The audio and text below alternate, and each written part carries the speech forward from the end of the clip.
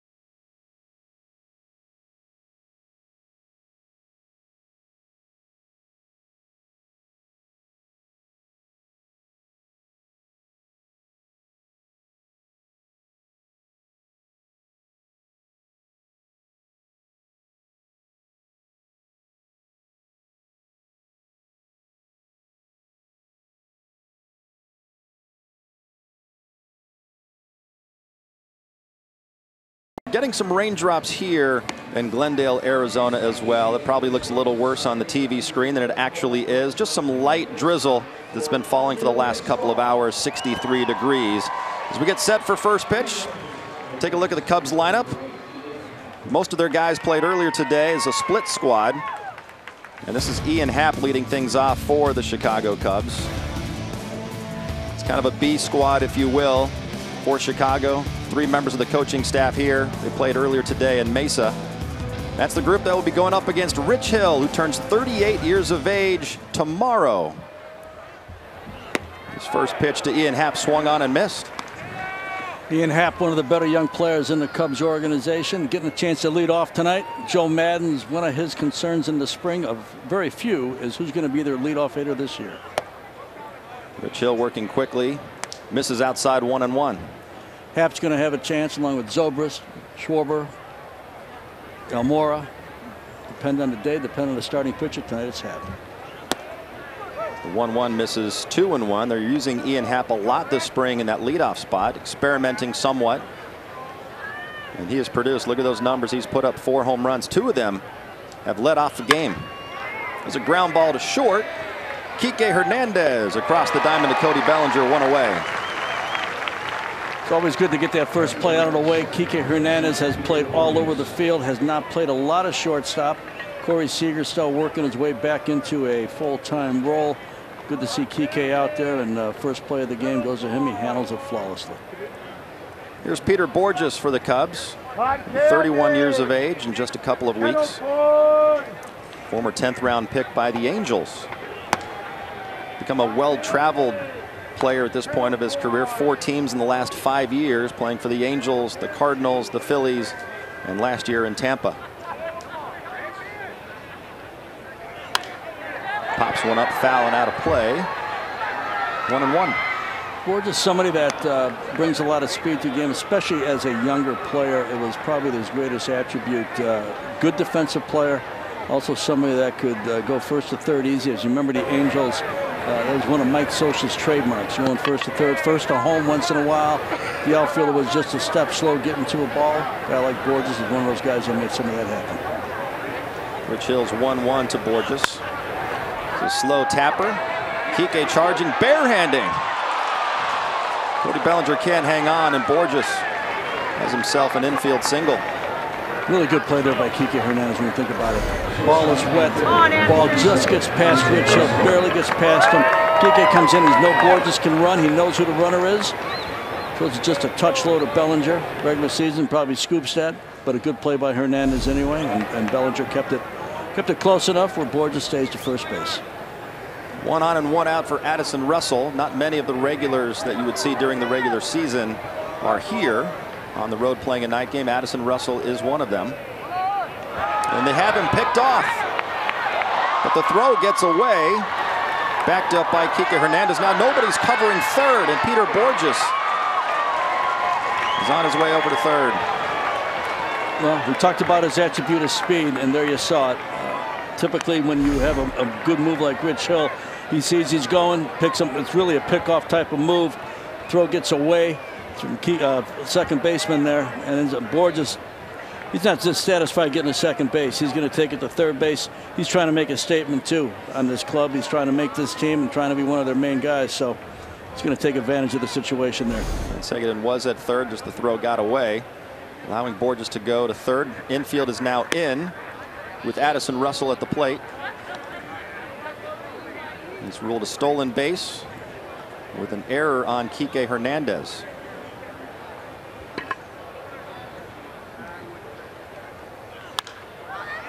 Popped foul. Cody Bellinger over, takes a look, but it's out of play. Well documented last year after winning the World Series, the Cubs had a slow first half. Addison Russell was one of their key guys in 2016 and helped them break that curse. It was somebody that had a slow start last year and really never got on track to the same level that he did in the first season of 2016. Really had a great year in 16, kind of a down year in 17. Curveball from Rich Hill misses. It's 2-1. And Addison Russell also missed a month and a half with a foot injury last year. Dipped down to 239.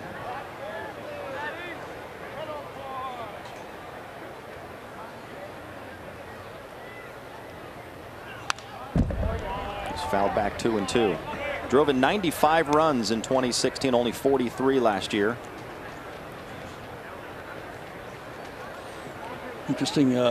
Dave Roberts has the infield in on this play. Got the first inning. You've got a young pitcher going for Chicago tonight, but going to see if they can execute a play, but sit on the ground. The ball is lined to right field. Yasiel Puig makes a nice running catch. Peter Borges tags and scores, and the Cubs take advantage of the error and lead it 1-0. Good play by Puig. Got a good start on the ball. Good jump.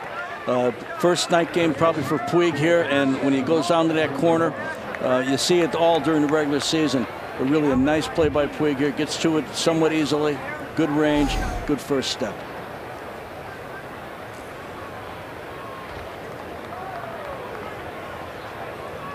The Cubs on the board. Efren Navarro, 31-year-old out of Linwood, local kid, non-roster invitee this spring.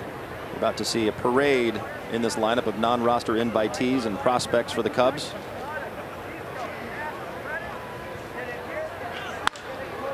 Ball is lined on one hop, knocked down by Jake Peter, stays with it and gets it to Bellinger for out number 3. But the Cubs get a run, an unearned run. They lead at 1-0 as we head to the bottom of the first.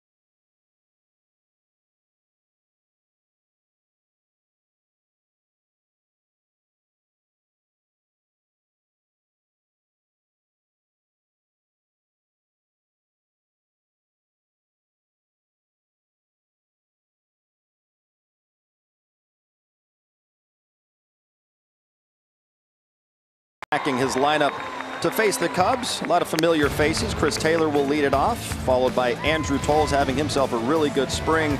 Cody Bellinger hit a home run 2 nights ago in Goodyear, his first of the spring. And it's Yasiel Puig, Jock Peterson battling for a spot on this roster. Austin Barnes behind the plate. Kike Hernandez at short. Rob Seguin plays third, and Jake Peter is at second base. Luke Farrell on the mound tonight for the Chicago Cubs. He's a 26-year-old. Royals drafted him in 2013. Was actually a Dodger for 12 days last summer. He was at least in their system. Pitched 1 game for Oklahoma City. And then he was waived and claimed by the Reds after the Dodgers had traded for him right before the deadline.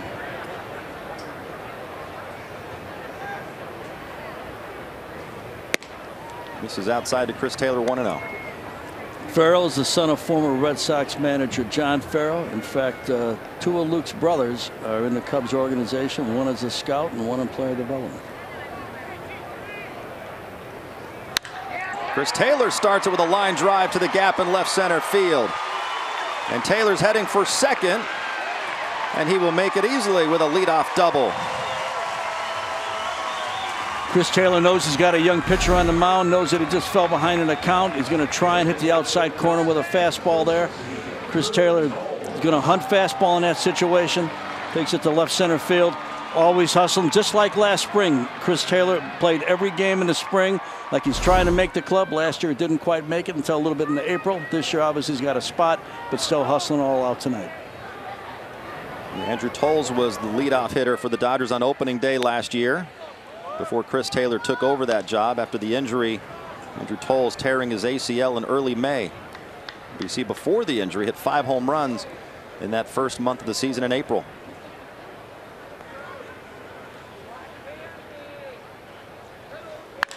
And he lines one. That's a base hit to right center. That will score Chris Taylor. And Andrew Toles makes it back-to-back doubles for the Dodgers in the bottom of the first. Andrew Toles is having a great spring. He tripled the other day, and it wasn't just as impressive that he was able to run as hard as he did after the surgery that he had, but also on the next at bat, he grounded out and ran hard, had no trouble slowing down, no trouble stopping. Sometimes when you're coming off an injury, you have trouble doing that. As you see in this play here, great swing by Toles, all-out effort, and you see the way he's running and cutting the base. This man looks like he has fully recovered from the surgery from the last May. Well, he is swinging the bat well, having a tremendous spring. Here's Cody Bellinger.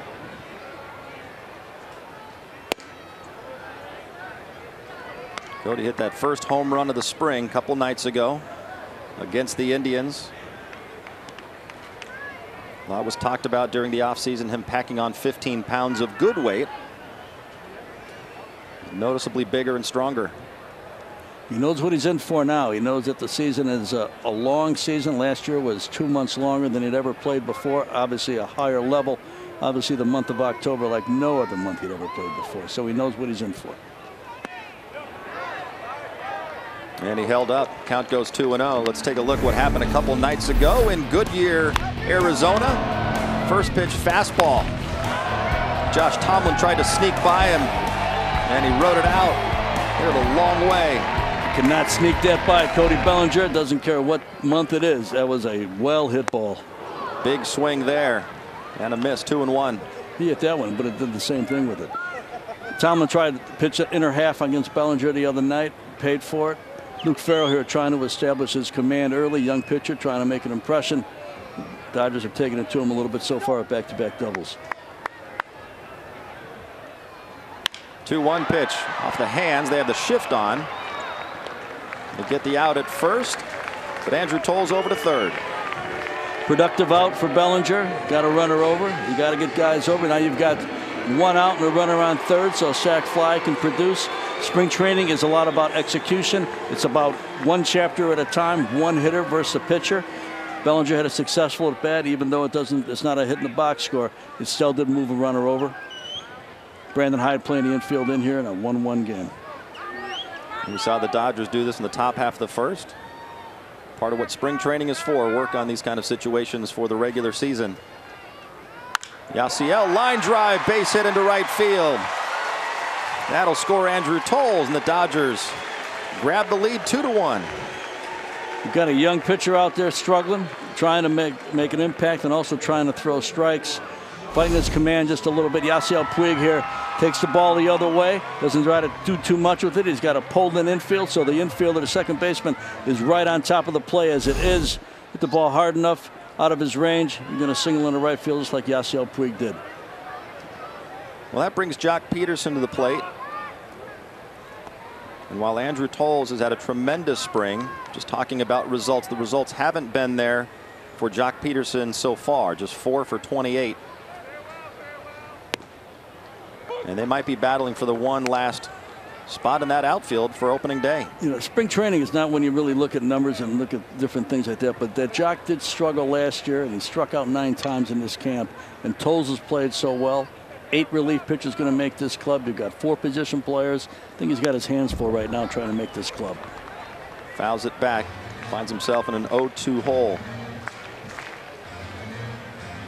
Talking to Dave Roberts before the game tonight, he talked about Tolles. He's asked a question about Tolles and Jock, and he says you can't really take a whole lot into the numbers, but he did mention how well Tolles has been playing, and that Jock still needs to straighten out and kind of stay in the middle of the field with his swing and really keep his strike zone recognition tight. Down in the dirt. Stopped by Ali Solis. They've also mentioned that he had some conversations with Jock early in the camp about his defense last year, that it had taken a step back, and Jock, as Dave Roberts said, kind of a self-admittance that he had lost a little bit of focus, lost a little bit of preparation on his daily work, and vowed to make it better this season. Lifts one to left field. That one's hit well. Peter Borges leaping at the wall makes the catch. Yasiel Puig tagging, heading to second, and he will make it. Jock Peterson just missing a home run there. Bit of a circuitous route there from Mr. Borges in left field. Not a lot of wind tonight, but he played the ball to his right far. Peterson here not trying to do too much with it. Outside part of the plate, takes it back. Now you've got Borges running parallel to the fence for about 45 feet. Heads up play by Yasiel Puig to take second base and get in a scoring position now with 2 out. I think Jock Peterson thought he might have gotten that one. Somewhat reminiscent of his opposite field home run he hit in the World Series last year. Here's Austin Barnes. Takes a strike, 0-1. Austin Barnes was slowed early in camp because of a sore elbow. Said it started barking a bit before camp even started.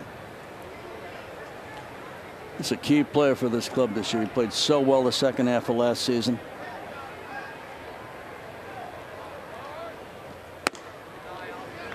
Farrell misses away 1-1. It's going to be an interesting competition to watch, if it is a competition or a straight platoon situation with Austin Barnes and Yasmani Grandal. You know that Barnes took over that starting job behind the plate in the playoffs for 13 of those 15 games. Big swing there, 1-2. 16 pitches in, Farrell continues to really kind of establish his fastball command. You've got to start with that. The Dodgers catchers, 2017 season, see Austin Barnes put up tremendous numbers offensively. Did very well defensively as well. Yasmani Grandal, 22 home runs, and Kyle Farmer can really swing the bat as well. We've seen that this spring. Dodgers have a lot of good young catching. Got a lot of experience in Yasmani. You've got Barnes with a big year last year, a lot of experience, especially postseason. And you've got a lot of guys coming right behind him. It's a ground ball to short. Addison Russell throws out Austin Barnes. But the Dodgers put up 2 in the bottom half of the first. 3 big swings. Chris Taylor got it started with a double to left center. Andrew Tolles doubled to right center. And then Yasiel Puig singled in run number 2. We're heading to the second.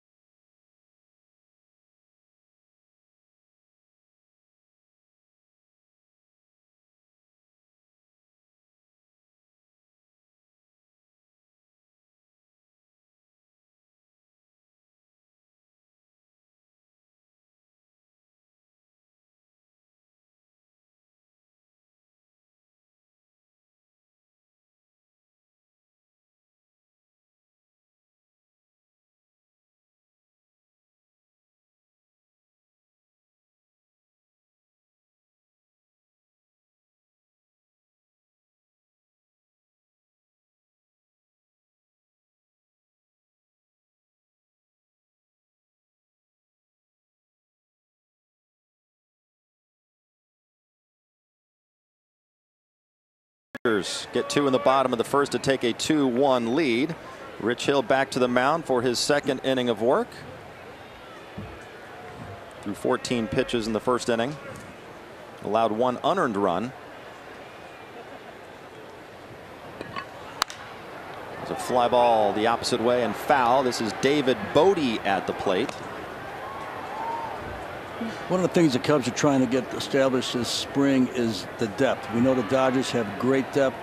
Cubs working on figuring out where their depth lies. It's a young infielder, can play second, can play third. Spent a lot of time this offseason with Alan Trammell, Hall of Famer from the Detroit Tigers, working on his play. Pretty good hitter, but one of those guys that Madden may be calling upon as the Cubs season gets underway. It's another one of those new age type of players where versatility is so valued. He's logged at least 80 innings at every position on the field except pitcher or catcher. It's a one hopper right to Kike Hernandez across the diamond, 1 away.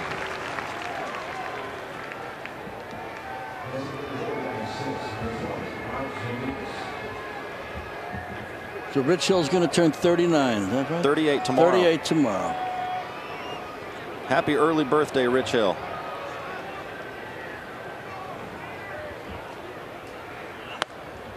Pumps a fastball in there, strike 1. Getting ahead of Mark Zagunis. Actually one of their top 20 prospects in the system. He's the DH tonight.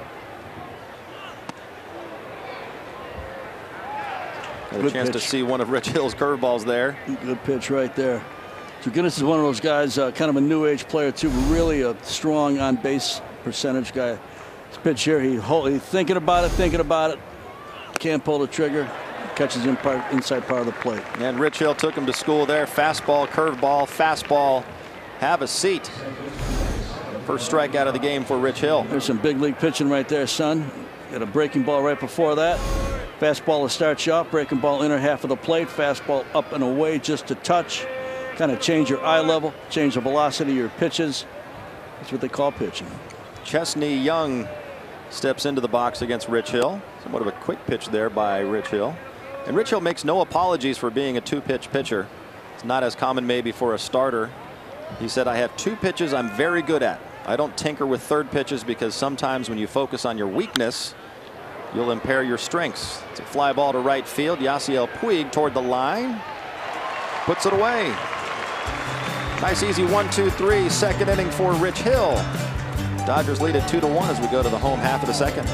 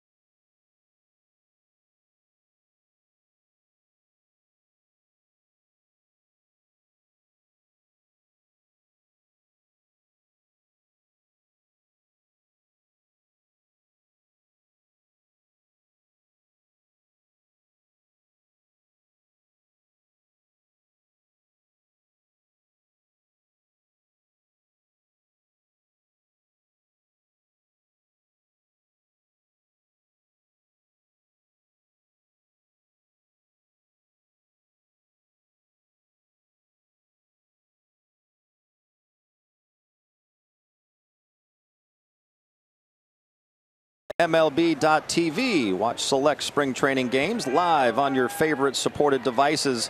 Blackout and other restrictions apply for regular season games. Visit MLB.tv for details. Bottom of the second. This is Kike Hernandez leading it off for the Dodgers against Luke Farrell. Kike Hernandez has become one of the very valuable players on this club. Plays everywhere.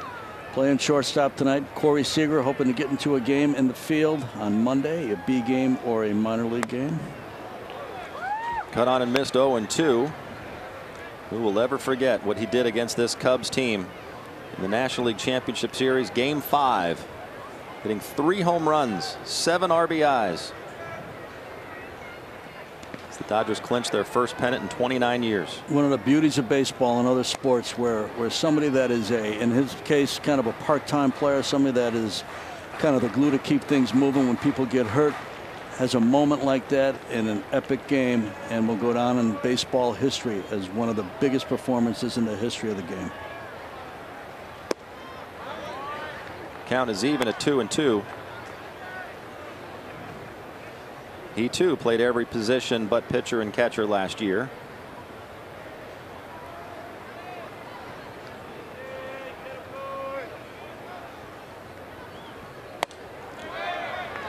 And the count goes full. It's kind of the evolution of where the sport's going too, John. You've got starting pitchers now that go 5, maybe 6 innings, so you're going to need the extra relief pitchers.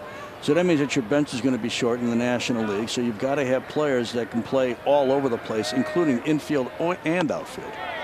And he draws a walk to lead off the bottom half of the second. And I know we've talked about this a little bit back in studio. Seems like eventually you're going to go to a 26, maybe a 27 spot on the roster. Just the way the game has changed so much. You need so many pitchers now to get through a game, seemingly. And I think in time that's exactly what's going to happen. I think, like it or not, and I don't. Cole Hamels commented on it the other day. He doesn't like it, but I think you're going to see a 6-man rotation at some point too. Here's Rob Seguin checking in. Still slowly working his way back from that off-season surgery and the fusion of 2 bones in his right wrist. Only 3 at-bats in Cactus League play so far. Behind 0-2. I think as time goes on, the 6-man rotation. I mean, I can remember when there was the 4-man rotation and then the 5, and now the 6 will start to happen. Your pitching is ultra expensive. Pitchers continue to get hurt. You're going to protect them as best you can. I think that roster will go 26, 27, maybe as high as 28. Not too far down the road. Pitch in the dirt, 1-2. It is amazing how the game has changed in the last 10, 15 years.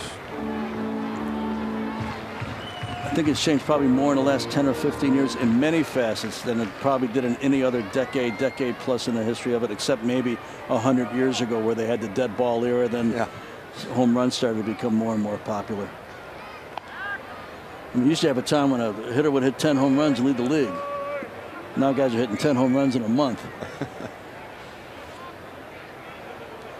The ball's been flying out of stadiums record rates last couple of years. More home runs last year than any other season.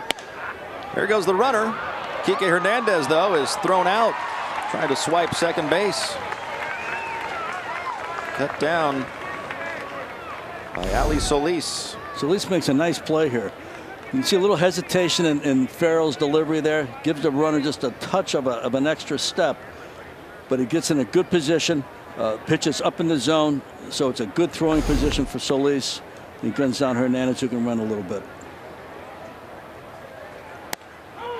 Rob Seguin is punched out looking.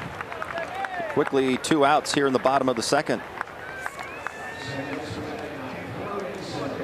Well, every spring, maybe 3 guys who really surprise and they stand out.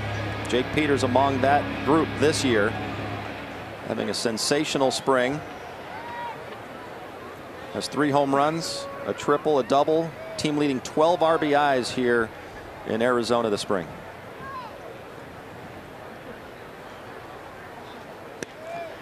Jake's been here before.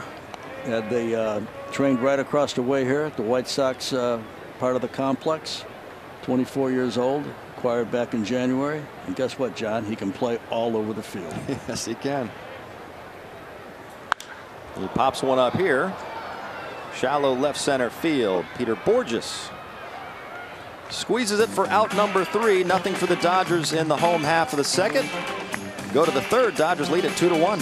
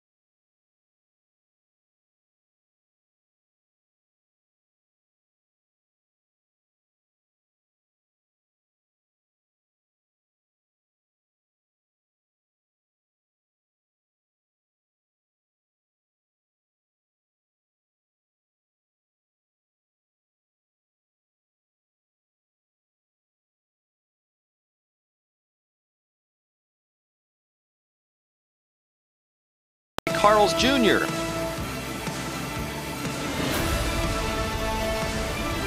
Top half of the third inning here at Camelback Ranch. Dodgers lead the Cubs 2-1. Rich Hill very efficient through his first 2 innings of work. Getting through 2 innings on 22 pitches. Facing Ali Solis to lead things off here. Solis 30 years of age. Signed 13 years ago, originally with the Padres. Man loves baseball. It's been 13 years and most of it minor league play. Still playing. And down he goes. Rich Hill blows him away with 3 fastballs. Cubs and Dodgers starting to get a little rivalry here.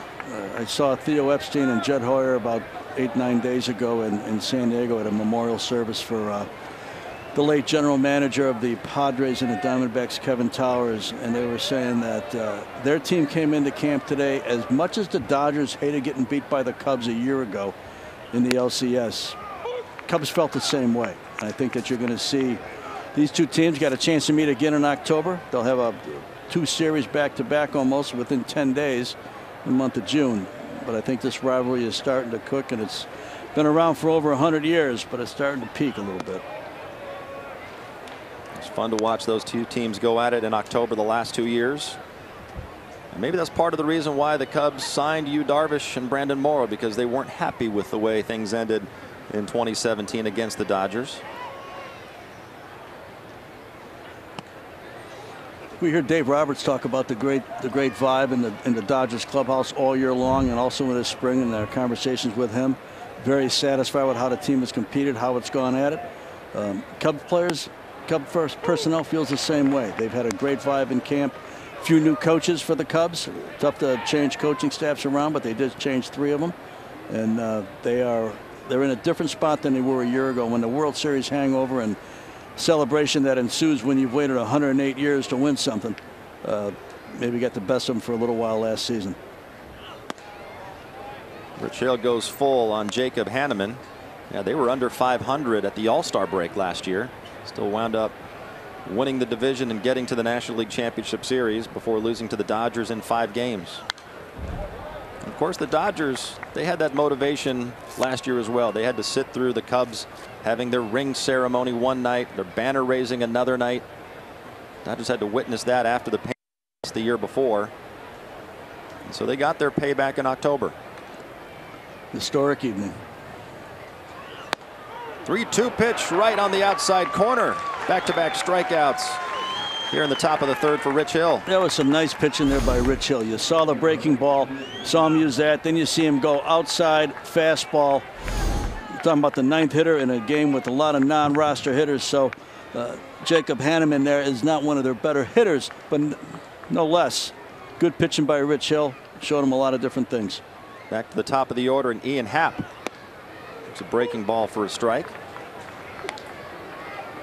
This Rich Hill's got that little swinging gait, you know, at the end of the delivery. I don't care who you are, as a hitter, first time you're seeing that may take your mind off it just for a second. And his last couple of years have not gone well in Cactus League play. Last year's ERA was over 6. He had 15 walks with 15 strikeouts. The year before with the A's, his ERA was over 11 here in the spring. A little quick pitch there from Rich Hill. But he's been much different so far, although it's only his 2nd start here of Cactus League play. He has been sharp. Yep. It's, you know, who knows why. Maybe it's the first time he's had a full contract, long-term contract. A good way to end the inning right there. Very clean inning for Rich Hill. He strikes out the side. After 2.5, it's the Dodgers 2, the Cubs 1.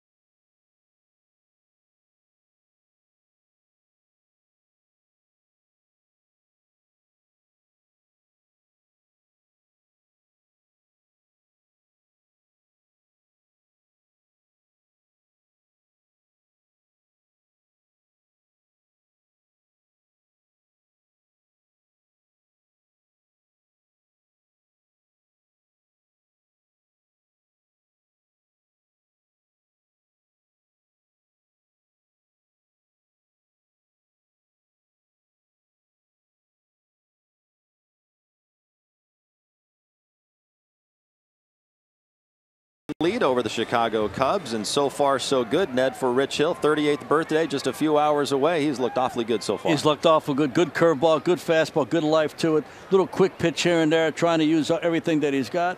And you've seen him strike out 4 of the last 5 hitters. It's non-roster pretty much for the Cubs tonight, but still effective pitching. Bottom half of the third, Chris Taylor leading it off for the Dodgers against Luke Farrell. Chris Taylor doubled to lead things off in the top or the bottom half of the first inning for the Dodgers. Scored on Andrew Toll's double.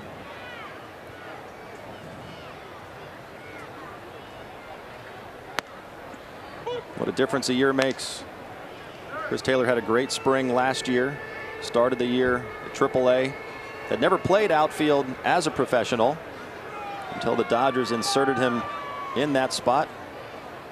Here he is starting 2018 as the Dodgers leadoff hitter and starting center fielder. About 4 or 5 years ago, I tried to acquire Chris Taylor from Seattle, and watching him last spring, I saw a very, very determined player. He did everything he could possibly do to leave a positive impact. A lot of walks in the camp, took every pitch kind of serious. You see everybody kind of play spring training a little bit differently. Didn't make the team out of the camp, but boy, when he got up, he was tremendous. 1-2 pitch is chopped to third. Tried to backhand it was David Bodie. It goes off his glove. Chris Taylor's heading for second. And he makes it easily. Another case in point. Playing hard. It's a Saturday night in March in Glendale, Arizona, but running hard right out of the gate. Tough play there with a young player at third base. And this one right after. Back-to-back doubles for Taylor. 2 hits tonight, 2 doubles, both of them where he had a hustle in the second base. That's how he plays. That's how he's made his mark. One of the more underrated parts of his game is his speed. According to Fangraphs last year, the fastest player on this team. Andrew Toll's a big swing and a miss. 0-1. I tell you what, I miss Andrew Toll from last year. You know, he was gone a long time. Somebody that just started to make his mark, and you talk to people in the clubhouse, love his candor, love his personality. It's good to have him back. A lot of reasons. Falls behind 0-2.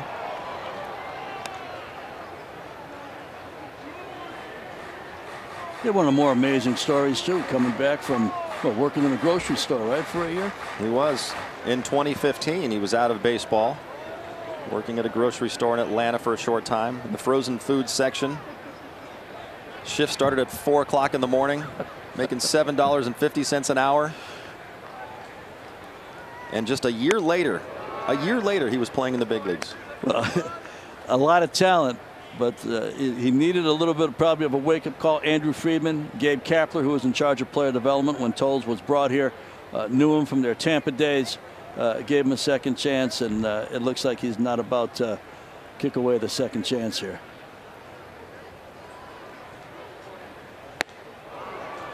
Farrell gets him swinging for the first out here in the bottom of the third. Farrell pitching with a little bit more confidence now, using the inner half of the plate. More strikes, more challenges, better strikes than he had early in the first couple innings, where it seemed like maybe the moment, talking about pitching against the Dodgers, really almost a full squad team here tonight. Large crowd, SRO tonight at the Camelback. So took him a little while to get under control there, perhaps.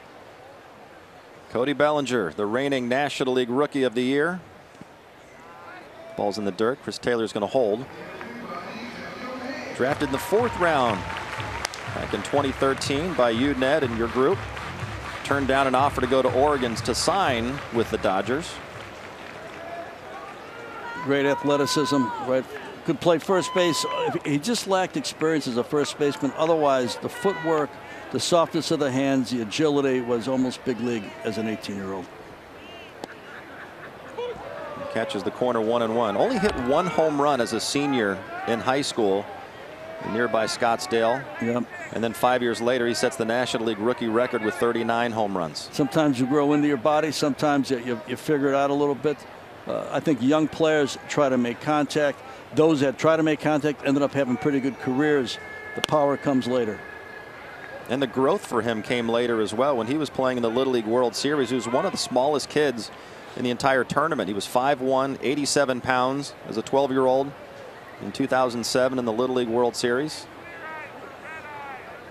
I knew his dad back in my San Francisco days. Clay was a minor league player for us before he went on to the American League and had a couple World Series years in him. But I knew that the way Clay approached the game and how he took it serious, how he worked at it at a daily basis, trying to get to the big leagues. I thought that his son Cody was going to be the same type of attitude, the same type of work ethic and approach. Gets a 3-1 pitch right here. And a little bit off the hands to right center field. It's going to hang up for Jacob Hanneman. Chris Taylor advances to third with 2 away. Really smart play here by Chris Taylor too. Bellinger just misses it. Good swing. Just gets it off the end of the bat instead of the barrel of the bat. Chris Taylor kind of decoys there, kind of goes back a little slow, but then off he goes. And, looks like this may be all for Farrell. Yeah, Luke Farrell's night is done. As Brandon Hyde, the acting manager for the split squad Cubs team, takes him out of the game. We'll tell you about the new pitcher who's on his way in. Dodgers lead it 2-1 with 2 outs here in the bottom of the third.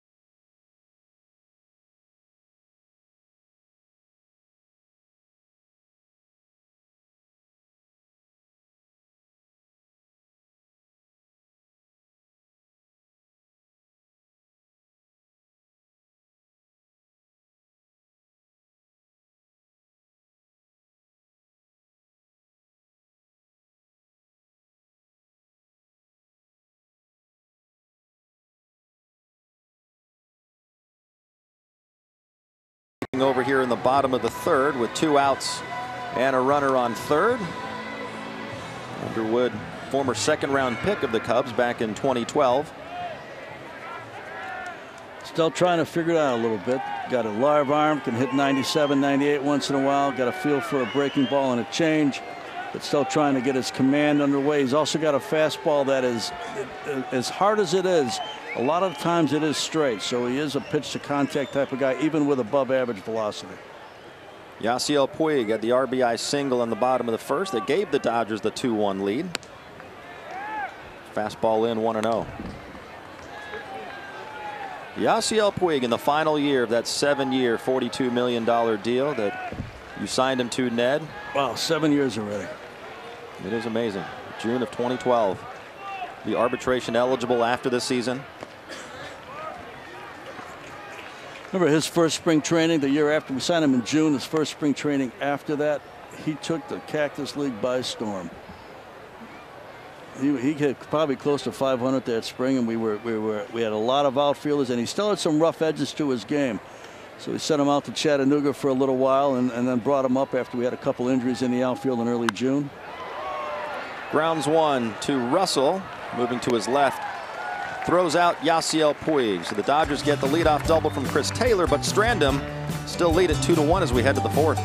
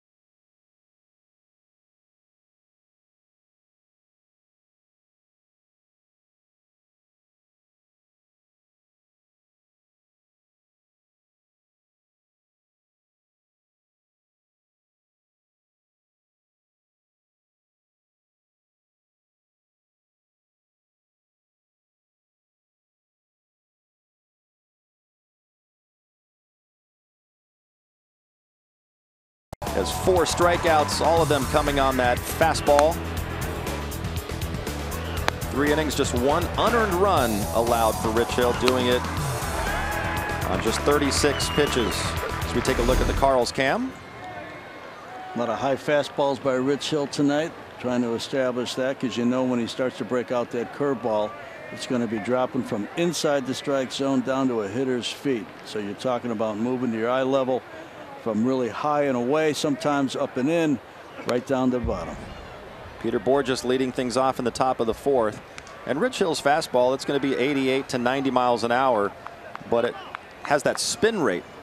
It's another one of those new age phrases that we hear so much about. Incredible spin on his fastball and also his breaking ball. When you throw a breaking ball that he does, which is sort of a slower breaking ball, you can throw 87, 88, because 87, 88 looks so much different than the curveball you see right before it. Pitching is about changing eye level, changing velocities, pitching to different spots, and this man can do it. Yeah, after he signed with the Red Sox in 2015, he met Brian Bannister, the team's director of pitching analysis. Another one of those newly created positions. But Bannister showed Hill data about the incredible spin rate on his curveball. And Hill said he was so excited about all the possibilities that it really reignited the fire for him to keep pitching. And so he started throwing the curveball more, to where he now throws it about half the time. Peter Bourjos lines one softly. Kike Hernandez has it for out number 1. Yeah, we've talked about Kike Hernandez tonight. We've talked about Tolles tonight, Rich Hill tonight, Chris Taylor.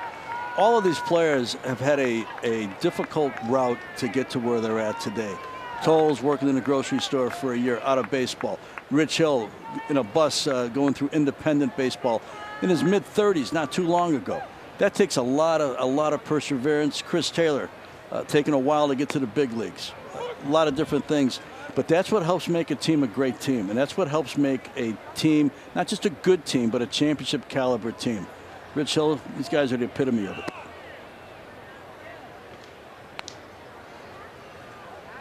Not easy. Not easy to go through all of those different trials and the lack of confidence that everybody gets from time to time. These men stuck with it. Foul tipped and hung on 1 and 2. Yeah, not many pitchers have their career high in wins at age 36 and then match it at age 37. That's Rich Hill. And he talked earlier this spring about how much he appreciates this time in his career. I have so much respect for people that go through life with the challenges and the adversities. You know, you find out in life that when you go through stuff like that, that's when you find out who your friends are. That's when you find out what you're made of. And so many players on this team have not had an easy road. So their appreciation of where they're at today is unique, and it's also genuine and special. And that's, I think, that's part of the reason that they are as good as they are and that they play so well as a unit, because they appreciate where they're at. They know the path. Rich Hill, he's been through a personal tragedy. He's been through wondering if he was ever going to be a big league pitcher. Took him a long time to get to the status he's at today. 2-2 to Russell. That one's popped up. Kike Hernandez is under it on the outfield grass. 2 away. And Rich Hill pitched really well for the Dodgers in the postseason last year. He didn't get a chance to get through 5 innings maybe in any of his starts, but the ERA 2.5, had 24 strikeouts and only 17 2/3 innings. You know, the whole dynamic of the psychology of the athlete. When you think about somebody that took that long to really become established and pitch for a lot of different teams. I mean, he was a teammate of Jay Harris. We know how long ago that was when Jay Harris was playing. That's right. And he's still persevering, and here he is. And not only does he pitch for a very good team, but he's one of the people that you know when he goes out there, you're going to get a good performance. The chances, and I always had a feel for that day's starting pitcher, whether or not it was going to be a struggle, whether or not it was going to be, we're going to have a really good chance to win if our offense and if our defense pick the ball up. This guy's that kind of guy. Easy ground ball for Cody Bellinger, and another easy inning for Rich Hill. He is through 4. Dodgers lead the Cubs 2-1 as we head to the bottom of the 4th.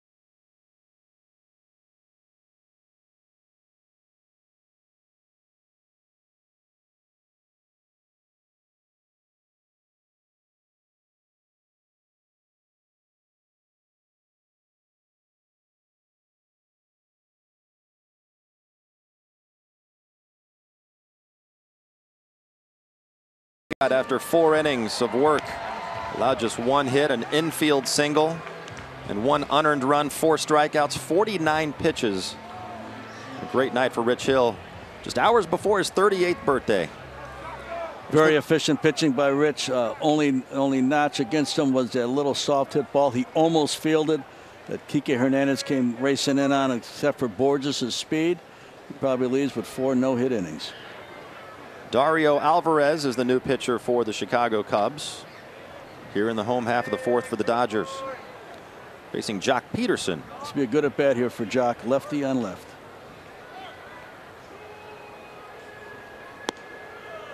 Jock hit one to the wall in left field his first time up. Peter Borges made that leaping grab at the wall to possibly take extra bases away.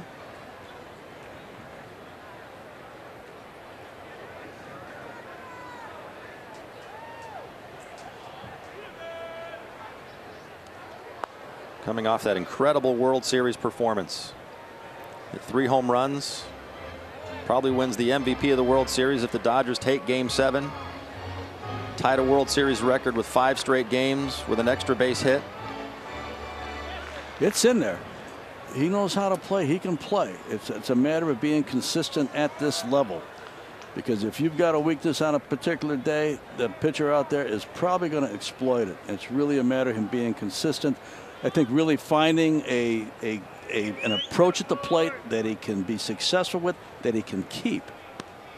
Because he changes a lot.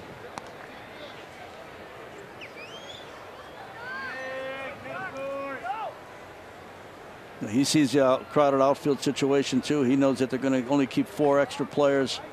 So a little pressure on Jock to make this club and to have a really good spring. Grounds one to the right side. Chesney Young throws out Jock for the first out here in the 4th. It's one of those times when results might matter, when you have 2 guys battling for 1 spot, seemingly. Yeah. Well, you've got 4 extra players. That's what you're going to carry if you're going to have 8 relief pitchers, and one of them is going to be the backup catcher. So you've really got 3 position players, and the versatility is going to really kind of win out in a couple of the cases. If Kike Hernandez, Chase Utley, your backup catcher, that leaves 1 spot. Yep. For another extra outfielder. And Matt Kemp has had a really good spring. It's, barring a trade, it's not going to be Matt Kemp that's leaving.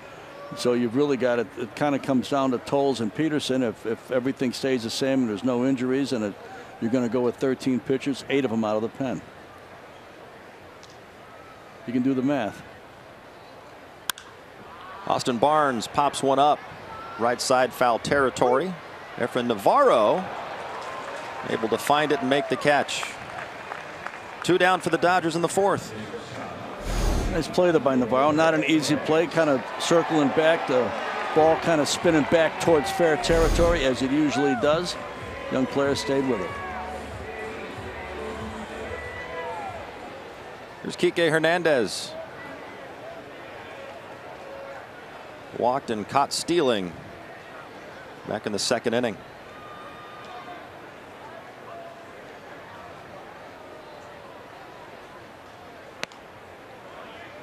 Kike had fun this offseason, Ed. He went to a few of the weddings, and he led the team in splitting his pants at these weddings. Happened to him twice.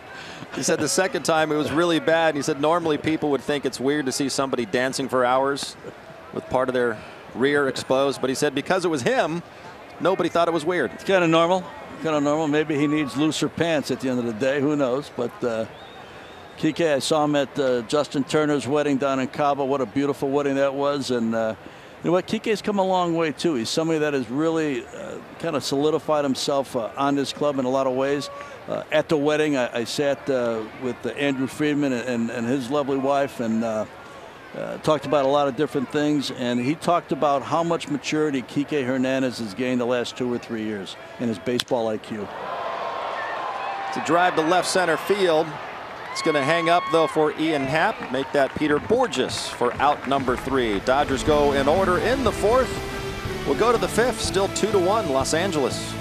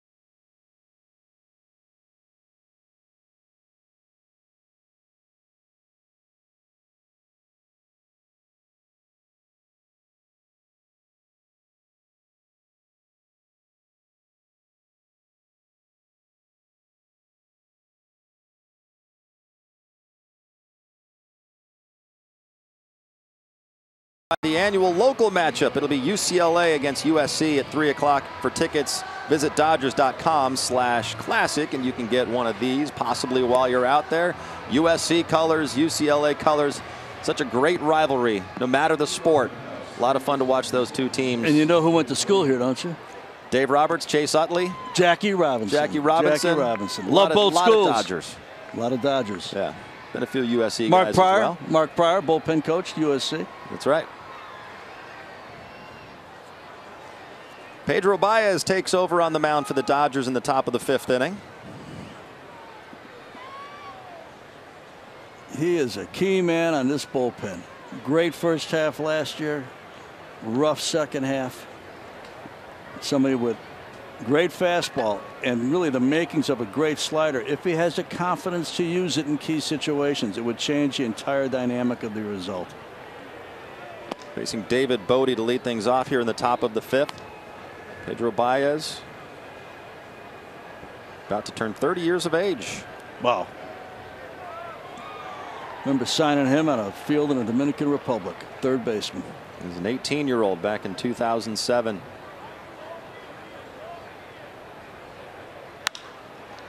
Ground ball right side.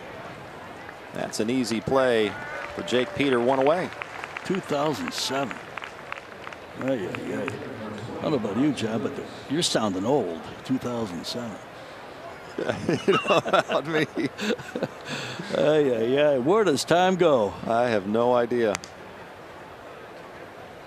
Wow. Yeah, he hit 221 with 11 homers. That's why I went to the mound. 221, Dominican Summer League. Yeah. Yeah. And he's another one that's made kind of a fast track to becoming a major league pitcher. You converted him in 2013, and by May of 2014, he made his major league debut. Pop in the glove there, strike one. Kenley Jansen, a little bit of the same route. Young catcher out of Curacao. We were really kind of faced with the dilemma of putting him on the 40-man roster or exposing him in the Rule 5 draft. And Dijon Watson and his staff, Dijon was running player development then, came to me and says, we got to try Kenley on the mound because the hitting's not going to work. And, Kenley fought it for a little while. Went to the mound, started to adjust to it. Obviously had good hands, understood the position. Being a catcher, he knew what the pitcher thought process could be, would be. And little by little really took command of it. And within a year, he was in the big leagues. And a little bit after that was closing games for the Dodgers. And now might be one of the best closers of all time. He's on his way to it if he can maintain the last couple of years' pace. Pedro Baez just misses upstairs.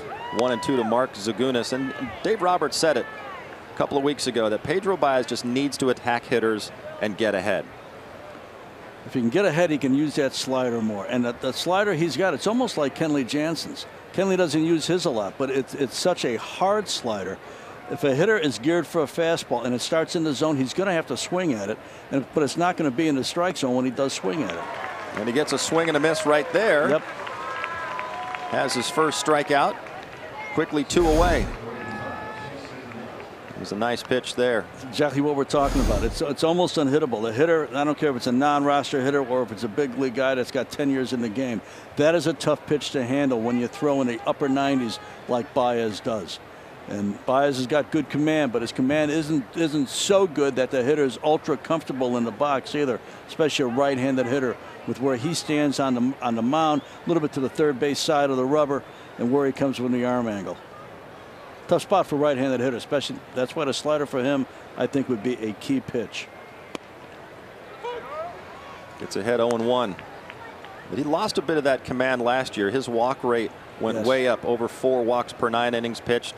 His strikeout rate went down. That's why Dave Roberts wants him to attack hitters and get ahead, because he had that 7-game stretch in September.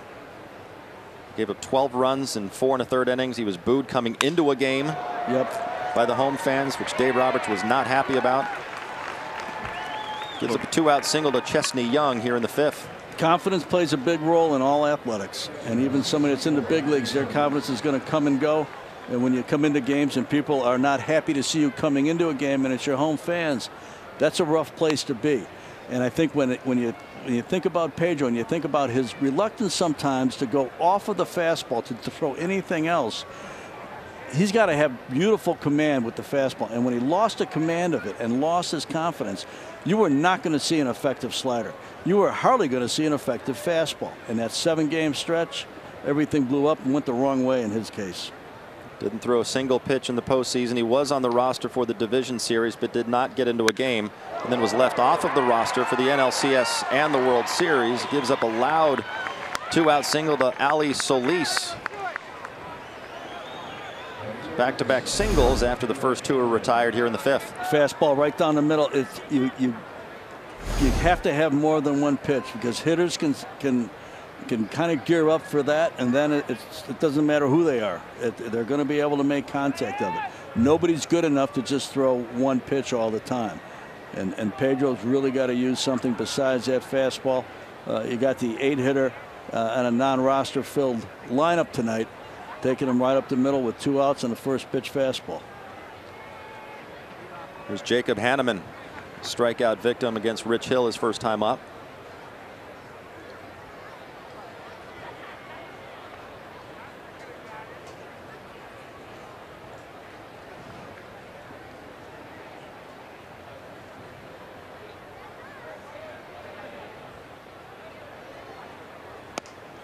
Now, when I look at spring training games, I look at this situation right here.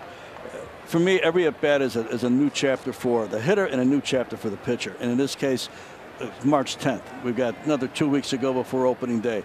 But Pedro Baez now is facing the 9th hitter in this lineup. And a couple guys on. This is somewhat of a big at-bat. Not a bat for Pedro, but a big situation for Pedro as the pitcher facing a hitter. And this at bat will either carry one result or the other, something that will live with Pedro one way or the other, and also Dave Robertson and Rick Honeycutt. So it might be spring training, but you're looking for confidence right now and you're looking for execution. 1-0 pitch to Hanneman. Lifted foul to the left, out of play, 1-1. By all chances are Pedro Baez is going to make this club when you put together the eight relief pitchers. But really, what the role is and what the confidence level is of Dave Roberts to use him in key situations, some of that's going to be determined in Phoenix, Arizona area. And when we've seen Pedro Baez right, we've seen Dave Roberts go to him in the 8th inning and be that bridge to Kenley Jansen when he is throwing the ball the way that Dave Roberts wants to see him throw the ball.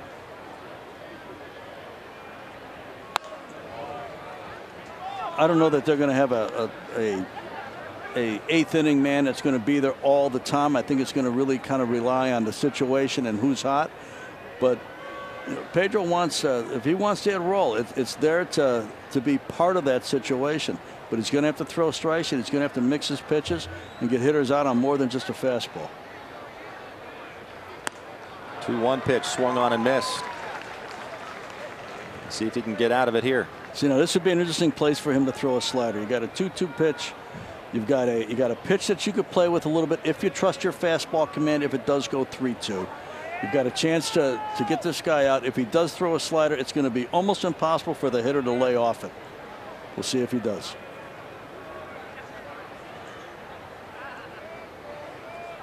Two-two, broken bat. That one's going to fall in left center for a base hit. It's going to score a run. And we are tied at 2. Fastball, another fastball. So you saw the result. After 2 really efficient first 2 hitters, a ground out to second base and a strikeout, single to left, 2 singles to center field, mounts to a run. Again, it's a spring training game. Score of the game is whatever it is, but you do have execution that you've got to come through with, especially with somebody that had a year last year that had a little bit of inconsistency to it. Someone like Jock Peterson as a hitter had enough inconsistency to it that how you perform in the spring is going to make a little bit of a difference. Pedro Baez facing that right now.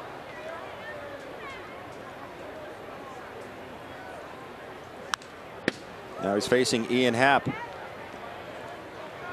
who's not a non-roster invitee. This is one of the more established players the Cubs sent here to Camelback Ranch for this game. really good young player. Maybe Joe Maddon's leadoff man in some cases this year. Going to play center field, and a lot of power for a young man here. Still a little raw, they say, in the outfield. It's a natural second baseman. They have Javi Baez at second. So like the Dodgers did with Chris Taylor, they moved Happ to center field. He was called up in mid-May last year, hit 24 home runs. The second most ever for a rookie switch hitter in National League history. Tremendous pop from both sides.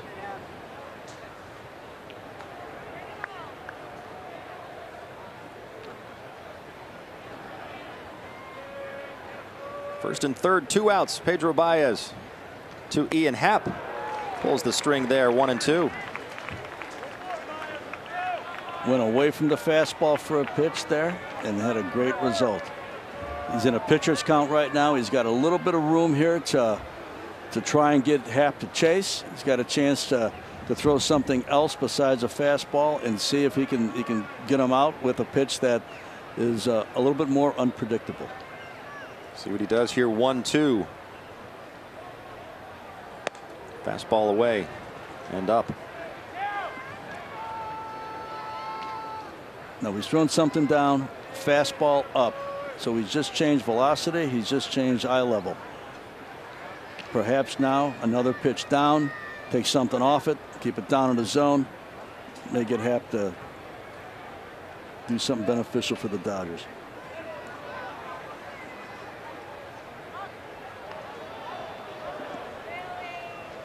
Chases Hanneman back to first.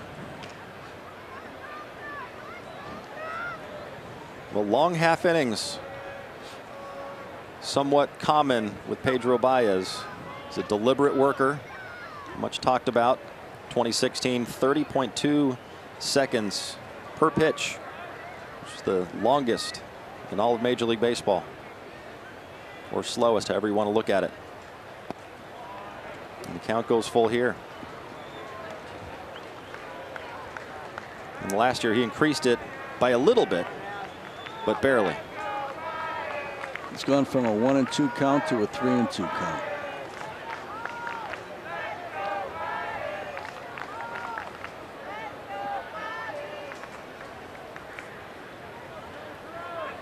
Here's the payoff pitch to Ian Happ. And he loses him. All of a sudden the bases are loaded.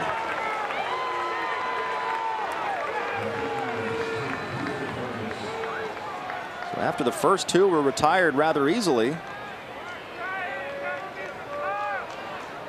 Mark Pryor taking a walk to the mound. Pedro Baez in a mess.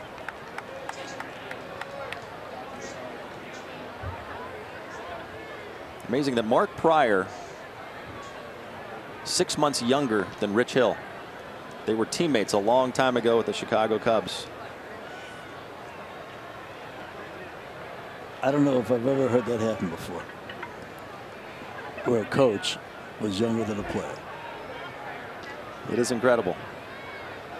Mark Pryor had an electric arm coming out of USC. Set the world on fire for a season with the Cubs and just had a lot of arm problems. You see, he was the Golden Spikes Award winner, the Player of the Year in college at USC in 2001, the 2nd overall pick that year. He was an All-Star in 2003. Just derailed by injuries. Yep. Scouted him as when he was an amateur at USC. Saw him pitch in tournaments, and I don't know why I saw him. He was not going to fall where we were picking, but really a great arm and a great competitor. Peter Borges back through the middle. That's going to score 2 as the throw comes into third. And the Cubs have put up 3 runs on Pedro Baez here in the top of the 5th. After the first 2 were out.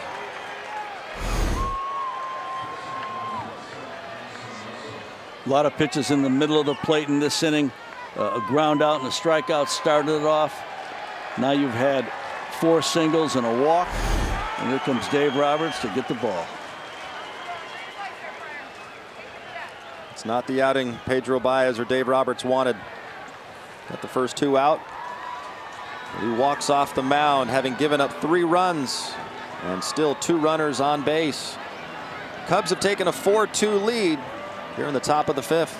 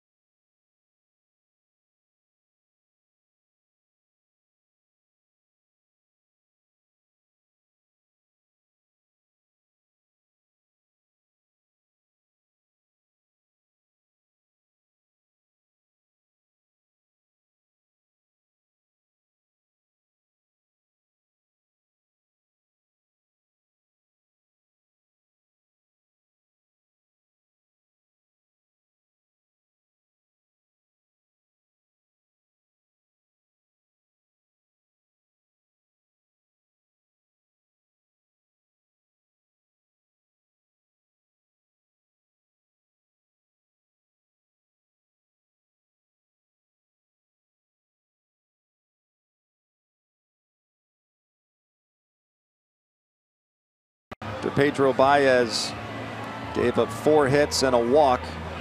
Cubs have cashed in 3 runs and still have runners at second and third with 2 down. See what Schlitter did last year at AAA. ERA just a little over 3.5, 36 games.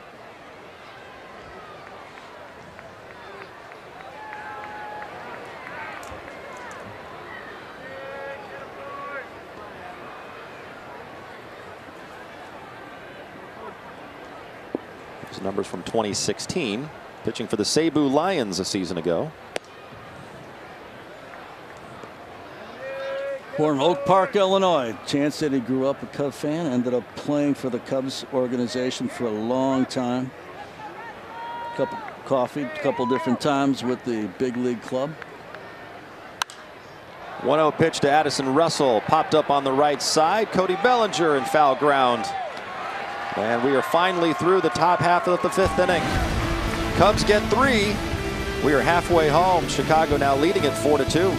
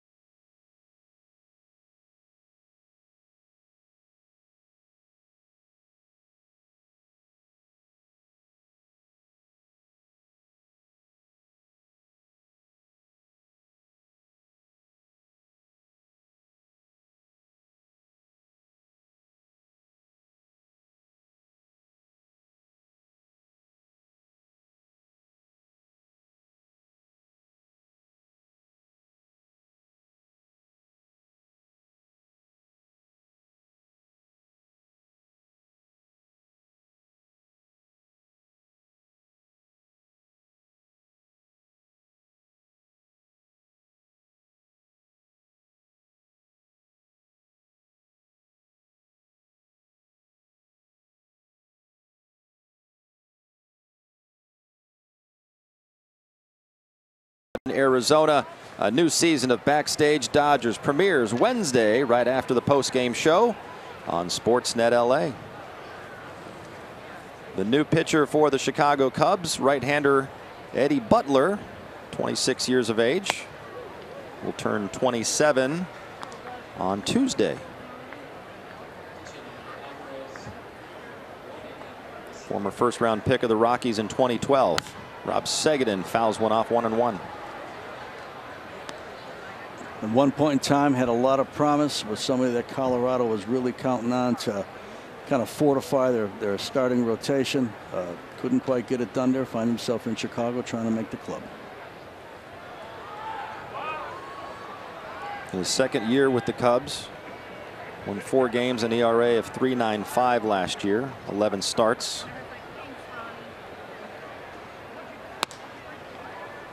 Two and 1 to Segedin. Another guy with good velocity, throws hard, but the command is not what you're going to really need at the big league level on a consistent basis. Some pitchers fight to throw strikes. Some pitchers can throw strikes, but the effectiveness of the strike is not what you need. You need something that can hit a corner, something that can move around inside that strike zone. Just to throw a strike isn't good enough. You just throw strikes, you'll be backing up third base a lot.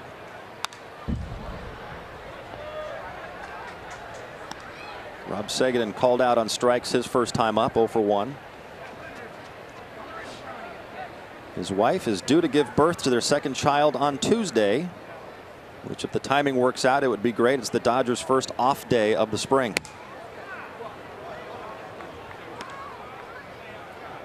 How about when his son was born?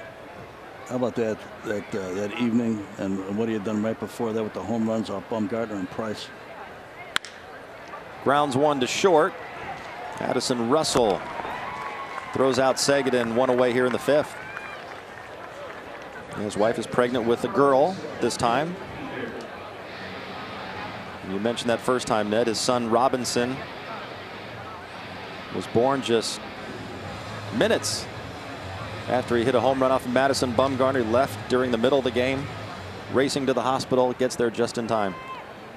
So many great stories, a lot of great stories in the game of baseball and the game of sports.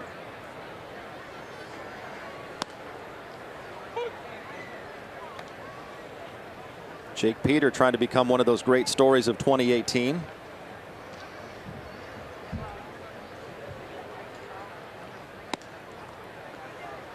What he's doing is he's leaving an impression with Dave Roberts and the coaching staff. They're going to continue to keep tabs on him. If he doesn't make the club, long shot, probably need an injury to have that happen.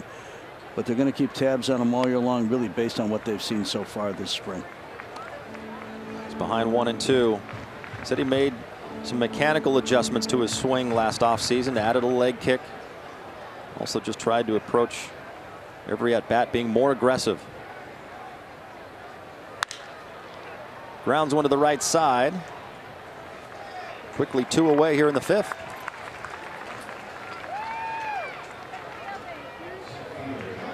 Top of the order, Chris Taylor's 2 for 2 tonight. Doubled twice, scored a run.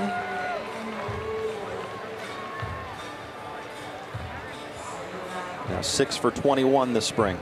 Chris Taylor, 21 home runs and 72 RBIs in the show last year.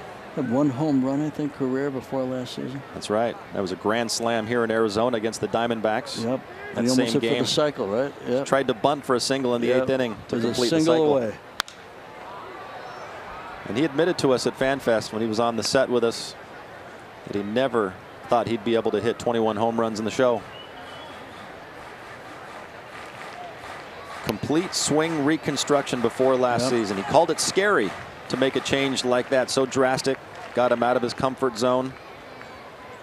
Focusing on launch angle.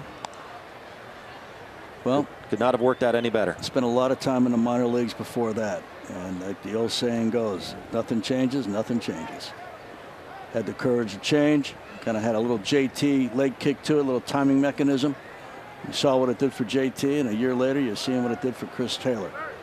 I also love the fact that he had never played the outfield. And when Dave Roberts said, hey, we need you to do this, we need you to play left field, and we're going to put you to center field, and we're going to make you the leadoff hitter. Think of all the different adjustments that he had to make and the focus that he had to continue to have on a daily basis. Again, a guy that you admire because of how he persevered and how he was willing to do whatever the team needed. Another hot smash. This one is caught just off the top of the ground by Addison Russell for out number 3. We are through 5 here at Camelback Ranch. Cubs leading the Dodgers 4-2.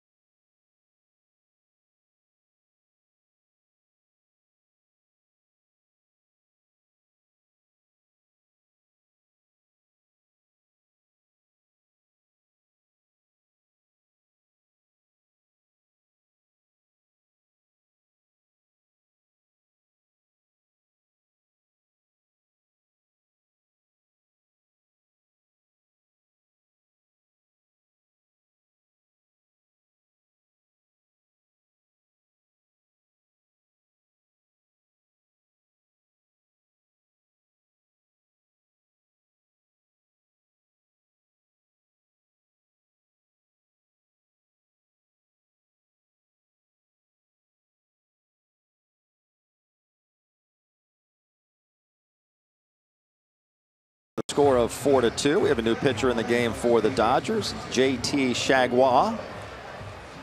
27-year-old out of Sulphur, Louisiana, making his 4th appearance for the Dodgers this spring. Has looked good his first 3 innings of work. He's allowed just 1 hit, no runs, 4 strikeouts. Dave Roberts says he has a big live arm. JT stands for John Thomas. Got a chance to make this club, I would think, if you're going to go with the 8 relief pitchers. Depends how he goes from here on out. Dodgers have had a good knack of taking pitchers, especially pitchers, that have struggled from time to time in previous organizations. Rick Honeycutt, really a master at it. Make one adjustment, you never know. This kid may end up having a really good shot to make this club and be very productive. He's one of those guys the Twins tried to sneak through waivers back in late February, not too long ago. Gets a ground ball to second, 1 away. And at one point, he was one of the Twins' top prospects, thought to be a future big league closer. Last year, he was expected to start the year closing for the Twins' AAA team in Rochester, but 2 games into the year, went on the disabled list with a stress reaction in his elbow. He missed the rest of the season, saw numerous doctors. They couldn't really diagnose what was causing the pain. And he says he determined on his own that it was caused by his mechanics. He watched video during the offseason to break down his mechanics, made some changes to put less stress on his elbow. And this is a guy in 2016 when he was healthy. His average fastball, 96.9 miles an hour. He touched 100 a few times.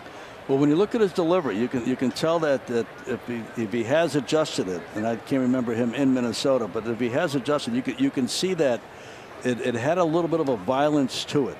There's a part of his delivery that is a little bit unorthodox. He throws across his body a little bit too, which is also something that you want to try and stay away from if you can. Well, he has had Tommy John surgery in 2013, missed the 2014 season.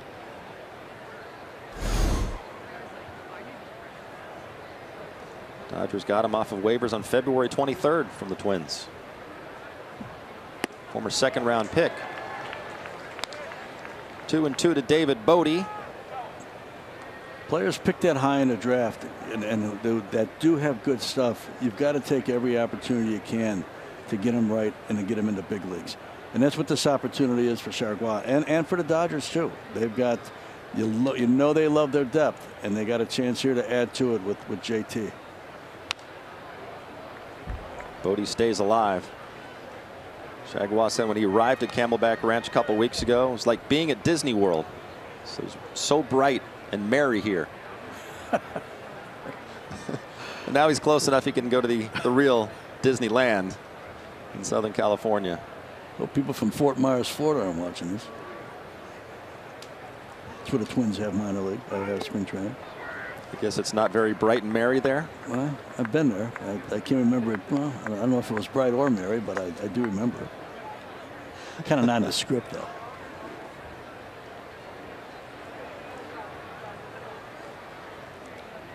Count is full to David Bodie with 1 out here in the 6th. Ground ball to third.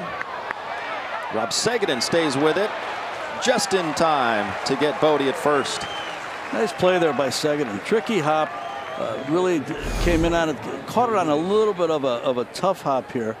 Kind of comes into his body, but it keeps it in front of him. The key thing is he can pick it up barehanded and throw in one motion. Nice play by Rob Seguin.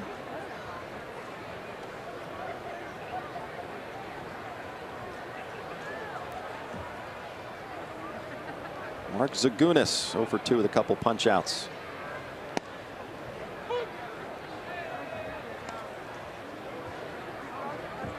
Well, it's going to be interesting to see how the puzzle pieces get put in place with this Dodgers bullpen. Taking 8 with them for opening day. I don't think it's easy right now to predict the 8 either. And we also know that the 8 that start, there'll be different movements during the course of the year. It's always fluid. Opening day roster is a big thing, but the opening day roster may last one day, opening day. I think you'll see a lot of different relief pitchers. You see a lot of different players coming to contribute to this team. That's what it takes now, too. There's very few bullpens that go from box to wire, as they say, from the first day of the season to the last day of the season and stay intact. With nobody has the same roles except perhaps the closer. Everybody's kind of versatile and multi-purpose. 2-1 misses outside, 3-1 to Zagunis.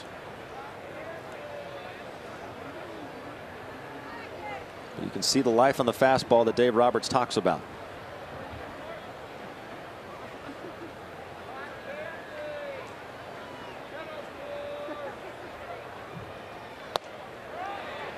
Did he? It's strike 2.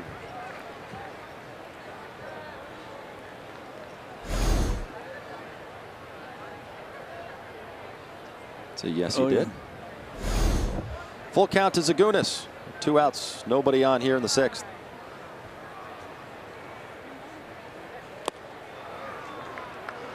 It's a 2-out walk. 3-2 slider. Kind of a courageous pitch in that situation. Trying to get him to chase, certainly. It was not a strike. But like the thought process, it's okay.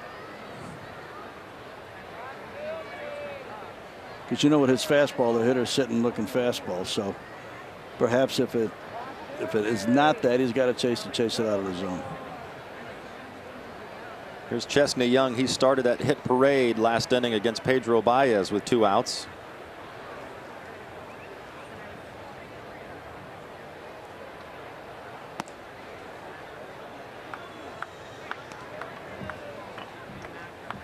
Pedro Baez retired the first 2, and the next 5 reached for 3 runs. Rough inning for Pedro.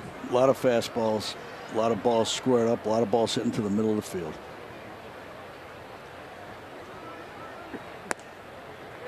It's on the outside corner, 1-1. We're still expecting to see Walker Buehler tonight for the first time. We hope. We thought we were going to see Kenley Jansen yesterday, but felt his hamstring grab a little bit when he was doing some sprints before yesterday's game.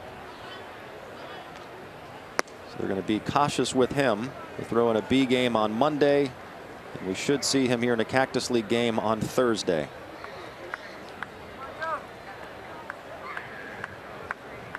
Typically, closers need probably the least amount of work of anybody on the club. That one catches the corner, 2-2.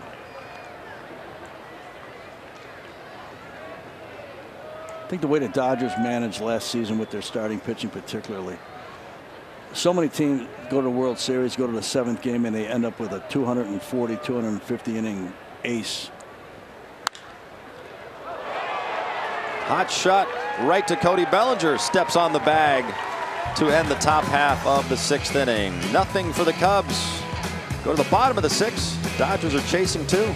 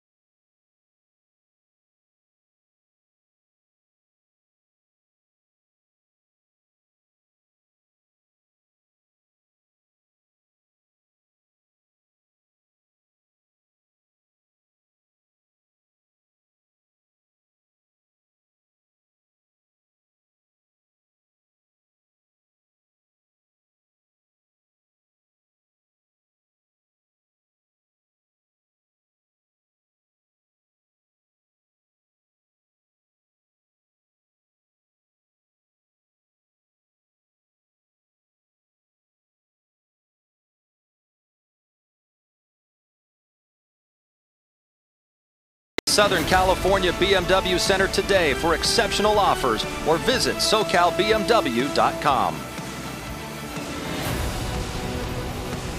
Sellout crowd here at Camelback Ranch to see the Dodgers and the Chicago Cubs. A little rematch of the last 2 National League Championship Series. The Andrew Tolles leading it off for the Dodgers here in the bottom of the 6th. An RBI double his first time up. Struck out in the 3rd inning.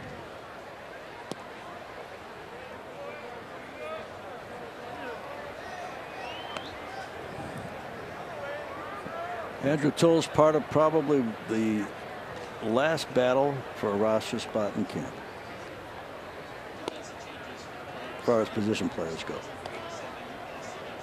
2-0 to Andrew Tolles.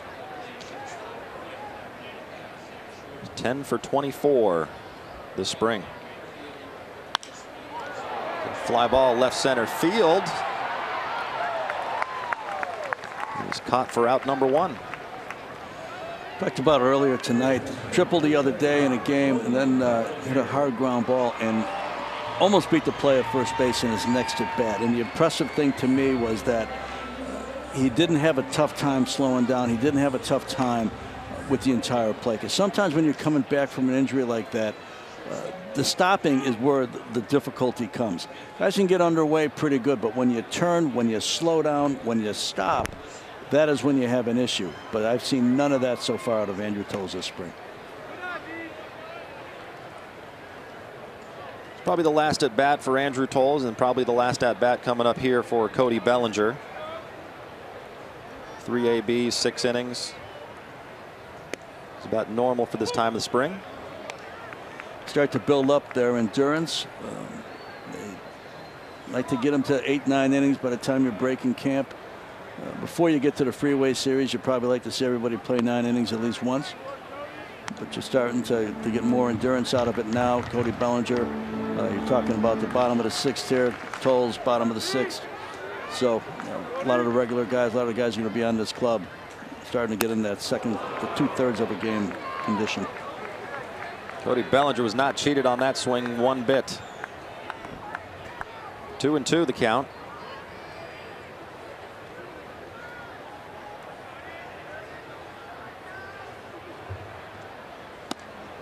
Inside, count goes full. Cody admitted, said 1 year doesn't mean bleep, Ned. That's why he added weight, good weight, stronger, ate better.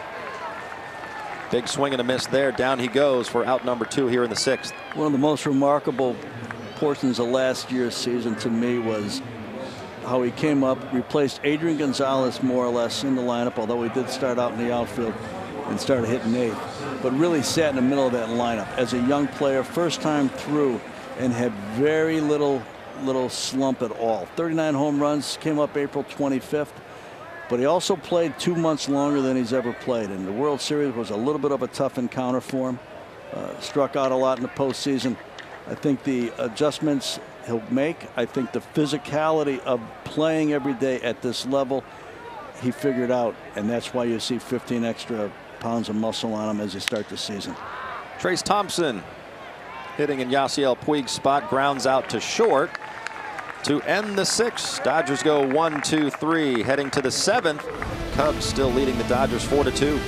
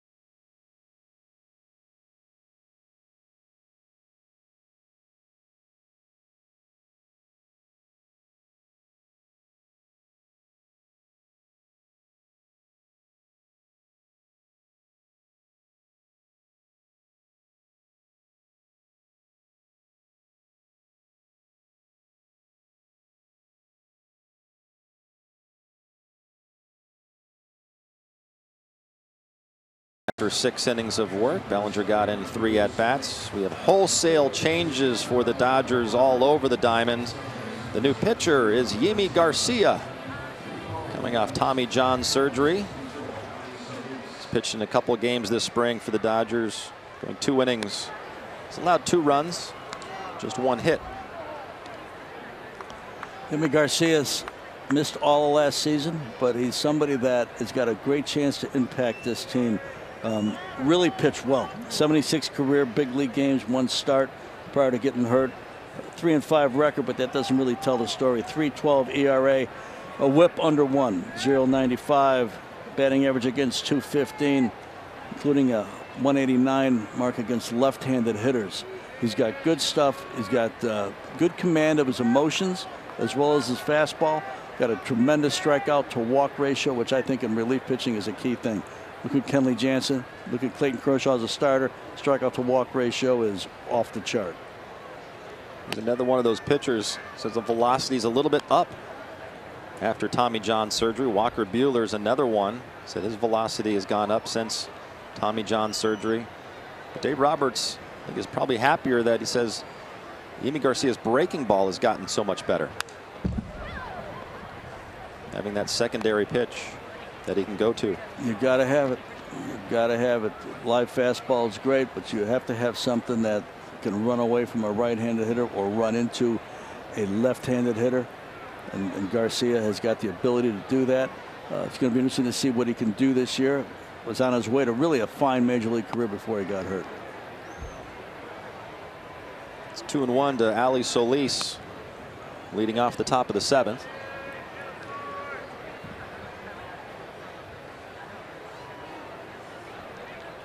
It's a long road going through Tommy John, and the recovery and the rehab to get back to this point.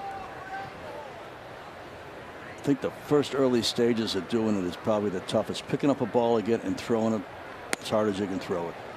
Good fastball in the outside corner, 1-2.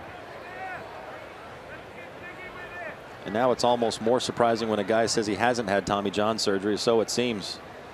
So many. You have to wonder if they had Tommy John surgery when Sandy Koufax pitched, what he would have been able to do. That one's lifted to center. Trace Thompson into the game. Flags it down, 1 away. We had a meeting once in spring training where Sandy Koufax came and addressed the club. And as Joe Torre was announcing Sandy Koufax, I was sitting between Chris Capuano and Josh Beckett. And both guys had a pretty good feel for baseball and the history of it. And as Joe was saying, he's going through one season where Sandy threw 335 innings and had 383 strikeouts, 26 wins through 27 complete games this particular year. And the next year he backed it up with 27 more complete games and another 300 innings. These two guys looked at me and they says, Joe's got the wrong numbers. Nobody could ever do that. But that's what guys did. That's what the best of the best did, and that was Sandy. Just incredible. Unfathomable that a pitcher could do that. Think about that. You think about a guy now trying to get 200 innings, and it's like, you know, almost a celebration for 200 innings. And you're talking about somebody that had a great curveball, great velocity on a fastball, and worked 335 innings and struck out 383 hitters that year and backed it up the next year and then retired. His last 2 years, he had 54 complete games, 27 a year. It's just unbelievable. I'm not sure there were 27 complete games in the National League last year. And it's interesting because they still have the rules. You have to have 1 inning pitched per game played if you want to qualify for an ERA title or any of those postseason awards or any kind of titles. Yep. Yimi Garcia gets the strikeout. So 162 innings. There's some starting pitchers that don't reach 162. No. And it's just, you know, it's a change in time. It's a different dynamic. Your pitching staffs back then had 8, 9 pitchers on it. Sometimes you had a 10-man staff, had a far deeper bench. Different place and time. But Sandy Koufax, one of the all-time greats. And a career that it took him a little while to really establish himself as a big league pitcher, maybe mid-20s, late 20s, and then he really had a kind of a short career, but was so dominant when he did pitch. Hall of Famer. Good breaking ball by Yimi Garcia to start off to DJ Wilson, now hitting for Ian Happ at the top of the Cubs order.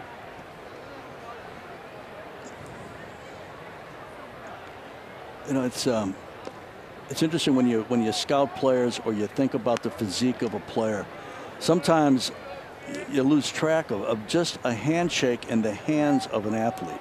Sandy Koufax, tremendous curveball, long fingers. Willie Mays, great hitters. Small hands, but really ultra strong hands. Vice-like grip.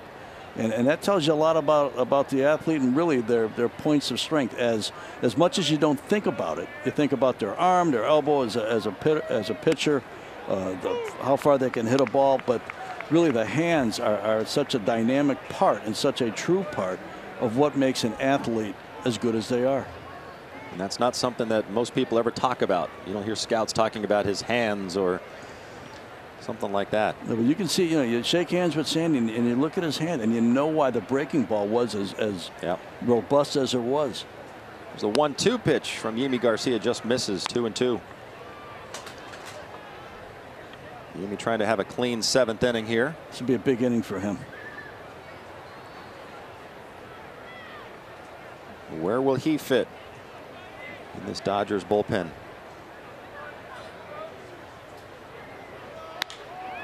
A line drive to right field for a base hit. 2-out single for DJ Wilson.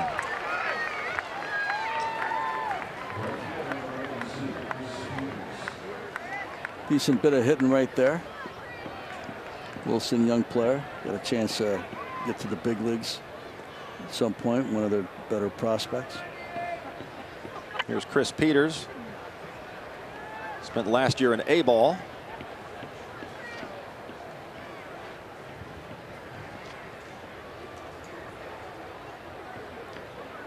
Again, this is a split squad team for the Chicago Cubs. A lot of their regulars played at home in Mesa today, this afternoon. It's a long day for those that have been at both games. Some of your staff may have a player or two that were invited to attend both. Maybe some of your young players had a chance to play over in Mesa earlier in the day, and then they make the trip out to Glendale and have a chance. Every chance you get, you want to take advantage of it.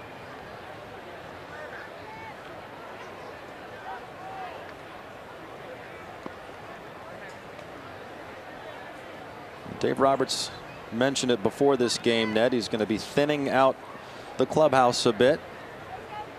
Some players have already been notified. First cuts coming down today and likely tomorrow. Well, it's that time of the spring. You've got your minor league games starting up. You've got your big league, your 40-man roster players, basically. Maybe one or two off of that will be heading back to the other part of the complex here, way over center field where the minor league complex rests.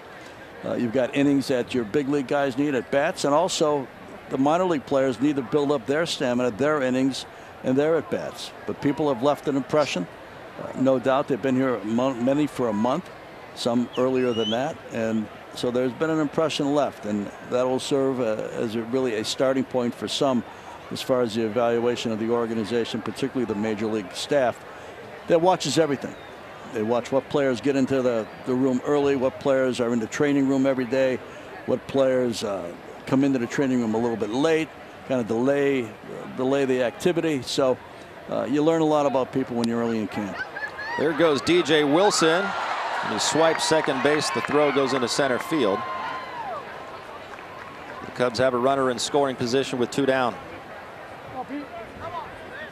It's Will Smith behind the plate for the Dodgers. Kike tried to make the pick, but couldn't come up with it. Will Smith, one of the other young, very good Dodger catchers. First-round pick in 2016, 32nd player taken overall. Mainly a catcher, but like Barnes has played some other spots. They love the catching part of the game. The offense, a little bit of a work in progress still. 1-2 down in the dirt. Good stop by Will Smith. We'll see Will Smith and Keibert Ruiz, the 19-year-old catcher. They're going to be the platoon backstops for the Tulsa AA squad.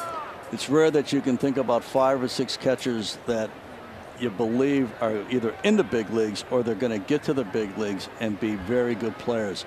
That's what the Dodgers have in probably the toughest position to draft and to find players in. It's tough finding catching. And a lot of times it's a catcher is a converted infielder. Russell Martin, if you remember him, he was a third baseman at his draft, as Farmer was an infielder at Georgia when we selected him. And sometimes you take an infielder and you put him behind the plate. But it's tough to find catching, and the Dodgers right now probably have as much catching as any organization in baseball.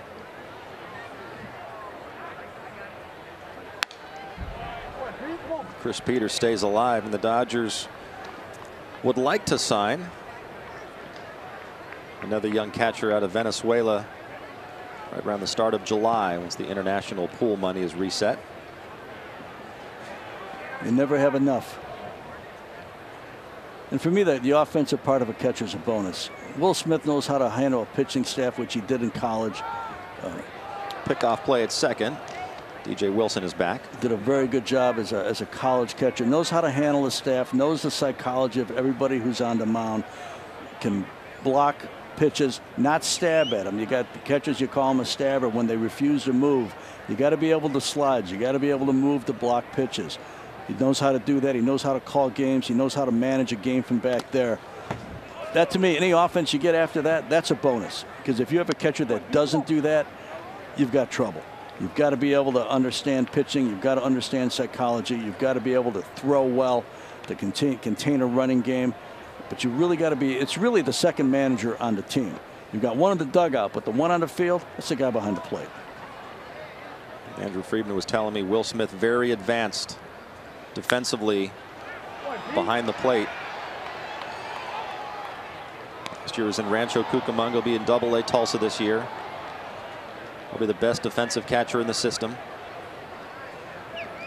It's smart to build the catching, and if they sign the other catcher out of Venezuela to add another one to the group, you may not need all of them at one time, but you've also got other things you think about, including trades and including maybe filling a hole in some other area where you're maybe not quite as strong. And when you've got a guy that can catch and you've got that type of ability, you've got a chance to either have that player develop into a very good major league player for your club, or if you have to send them elsewhere, you got a chance to collect big and fill a hole sometimes at the major league level with a player that's a good catcher. The Dodgers got 5 to 6 right now, with probably more to think about another year. 3-2 to Chris Peters, just keeps on battling and lines one that is fair into the right field corner. That's going to score a run. Tremendous at bat by Chris Peters. You can see him frustrating Yimi Garcia a bit, fouling off pitch after pitch, and he wins the battle with an RBI double. Really good at bat for a young player. Well, a guy that played in A-ball last year. Here, breaking ball down in the lower part of the zone, didn't quite get down low enough. Peters stays with it, takes it down to right field line for an RBI double. Good at bat for a young player. The night is over for Yimi Garcia after 23 pitches. Recorded the first 2 outs, then gave up a single and a double. We'll tell you about the new pitcher right after this. Dodgers down 5-2 in the top of the 7th.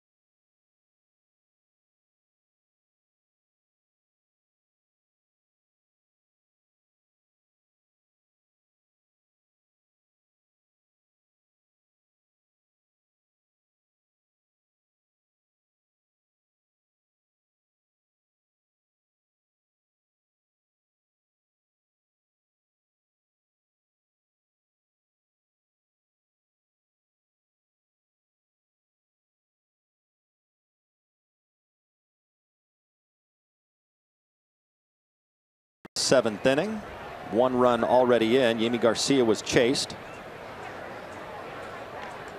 So Brian Moran will try to clean it up. Get the final out here in the 7th.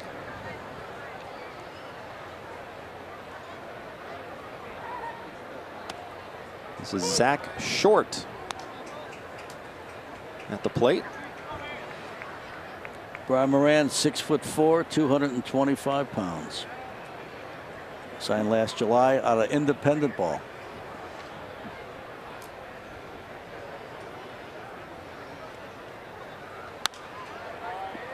Lifted foul and out of play.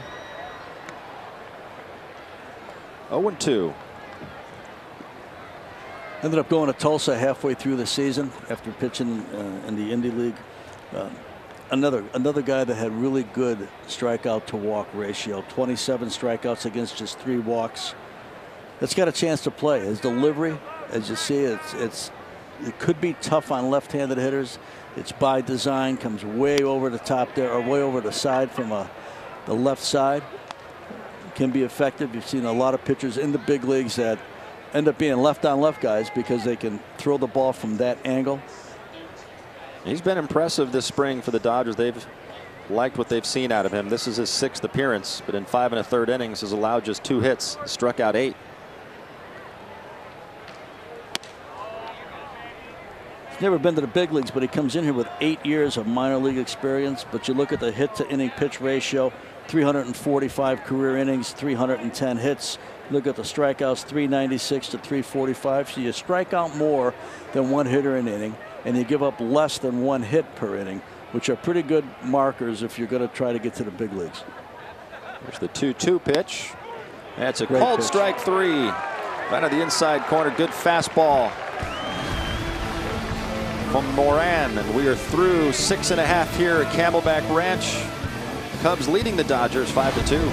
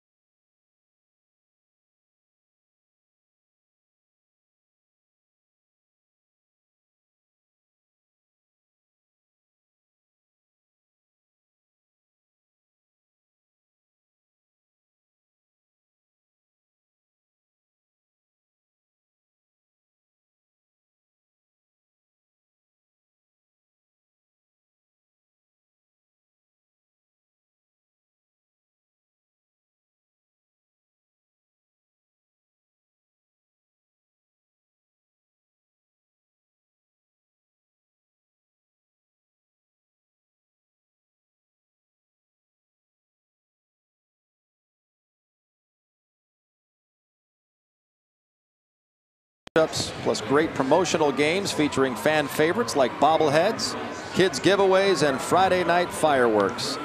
Visit Dodgers.com/mini-plans. What a crowd we have on hand tonight. A sellout, 13,226 here at Camelback Ranch, taking in this rematch of the last 2 National League Championship Series, the Dodgers and the Cubs. Dylan Maples, come on down. He's going to take over for the Cubs here in the bottom of the 7th inning. Dodgers down 3. Jock Peterson getting another at bat.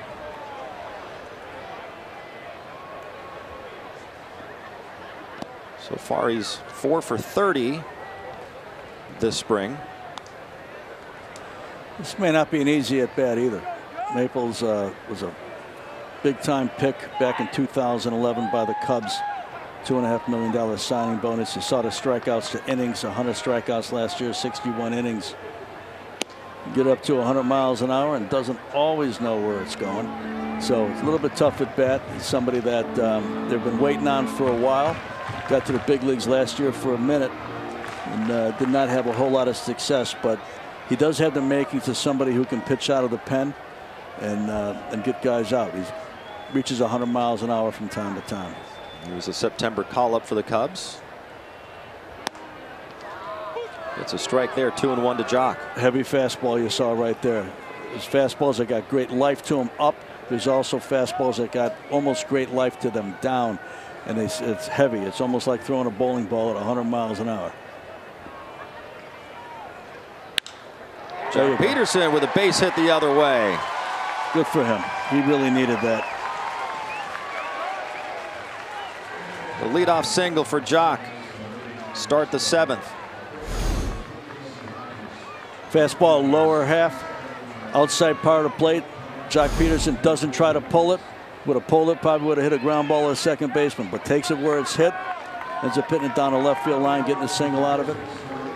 Leaves the game after that, but leaves on a high note. And better at bats from Jock tonight. Yep. That long fly out his first time up. Nearly hit a home run the opposite way. Goes the opposite way again there. DJ Peters is pinch running for Jock Peterson as Kyle Farmer checks in.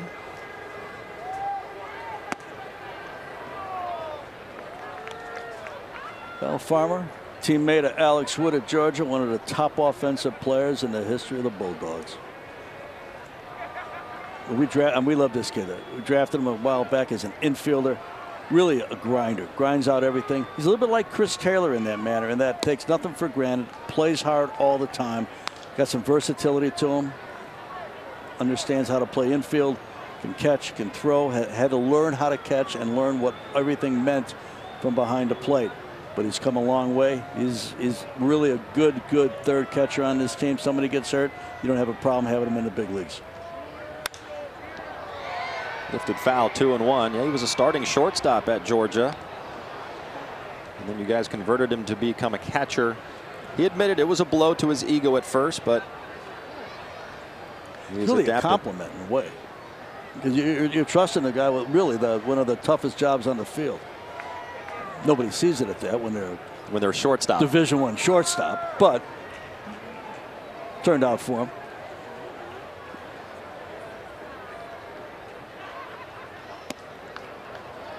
Three and 1 to Farmer, so it's not like he's a catcher trying to play the infield that we've seen him play. At times we've seen him at third base. He's a natural infielder who became a catcher.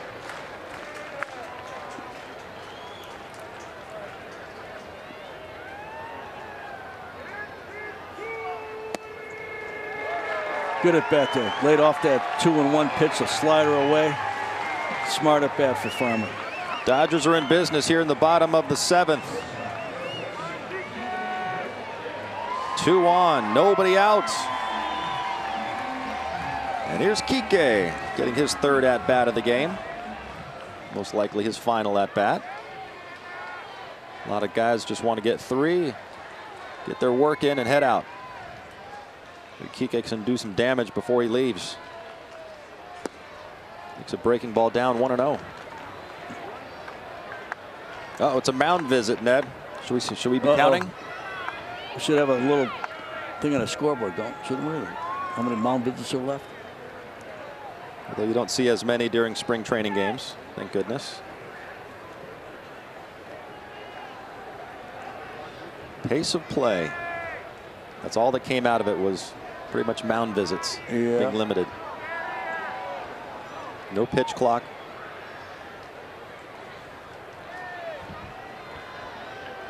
That would not have gone over well.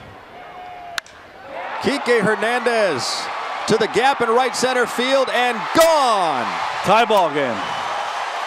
I just mentioned maybe he'll do a little damage here before he calls it a night. And he has just tied the game with one swing of the bat. A 3-run bomb by Kike Hernandez. We are even at 5. Had a little rain here today. A little dampness in the air. A little heavy air. Kike Hernandez, right center field. A strong man hits the ball that way. Fastball down. But to hit the ball to that part of the ballpark for a right-handed hitter at night when it's been raining for most part of the day, that takes some strength because you do have some heavy air out here tonight. This is not a typical Arizona night. Kike Hernandez has 5 hits this spring, all of them for extra bases. 2 home runs, 2 doubles, and a triple. And this was a bullet the other way. We saw him do this a couple years ago at spring training, hitting the ball the other way with power, something he got away from a little bit in 2016. But he does have tremendous power. Edwin Rios, from a 6th-round pick by the Dodgers back in 2015. 24 home runs last year, split it between AA and AAA. Another guy on the move, 91 RBIs, corner infielder. He's hit 51 home runs over the last 2 years of minor league ball in Double-A, Triple-A. I think Kike Hernandez likes seeing that Cubs uniform. Boy, does he. Doesn't matter what time of year it is either. That ball was hit hard. That's maybe one of the hardest hit balls we've seen tonight. It was out of here on a line. Down goes Edwin Rios for the first out here in the bottom of the 7th. That is a good way to finish your night, Kike Hernandez, with a loud 3-run shot. Donovan Solano is the batter. A little bit of a veteran player here, 30 years old. Accumulated some big league time with the Cardinals and the Yankees. Another player with a lot of defensive versatility.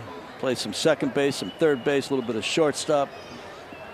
Been to left field for a minute or two from time to time.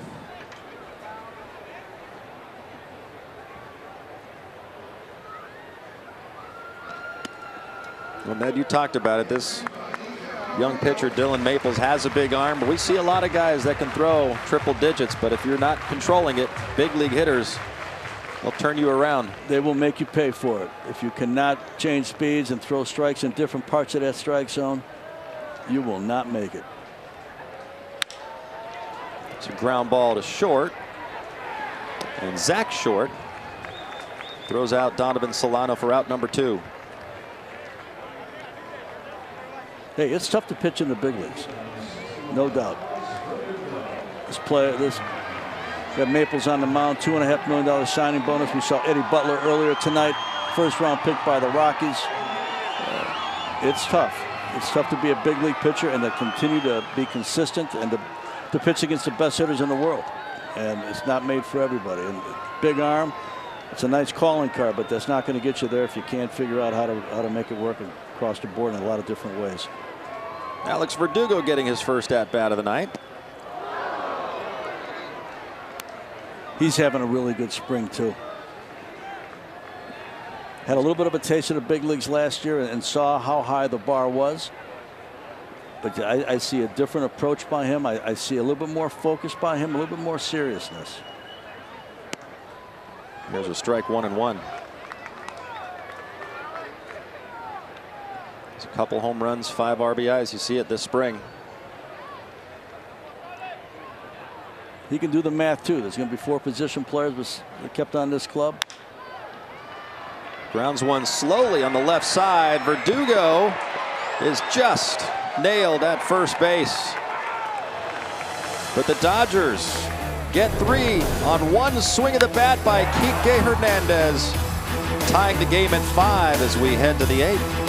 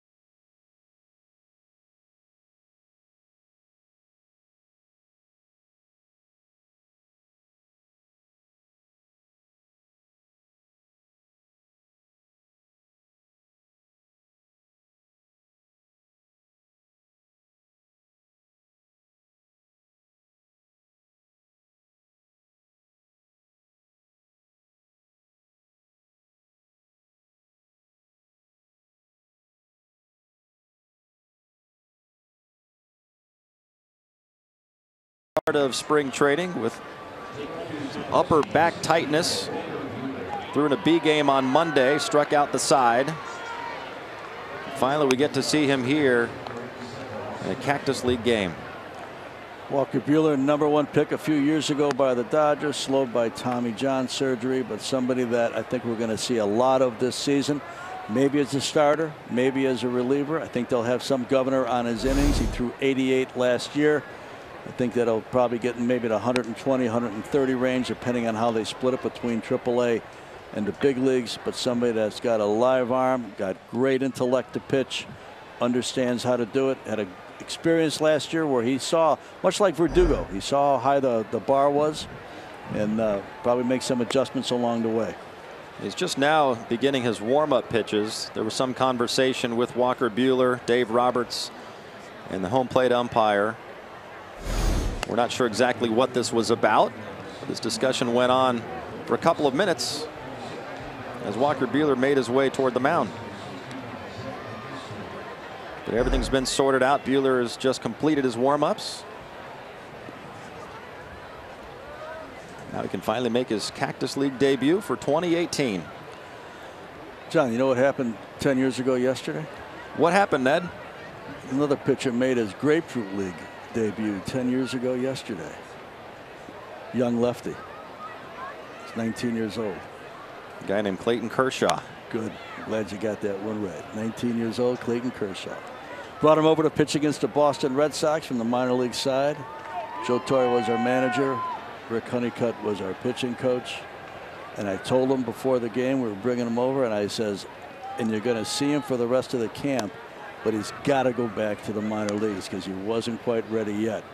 Had a more maturity, both as a physical, the physicality of the position. Need a little bit more of that and need a little bit more experience. It was the largest crowd in the history of Holman Stadium that day. Over 9,000 people came to see him. He got Mike Lowell out, J.D. Drew, and he struck out the mayor, Sean Casey, on a big breaking ball as a 19-year-old, and everybody said, whoa. Walker Buehler, how about that? Fastball comes back across the inner half of the plate. And the first batter he faces Cactus League play is a strikeout. That had great movement back in. Started on the inner half as a ball. The hitter was going to take it, decided to take it.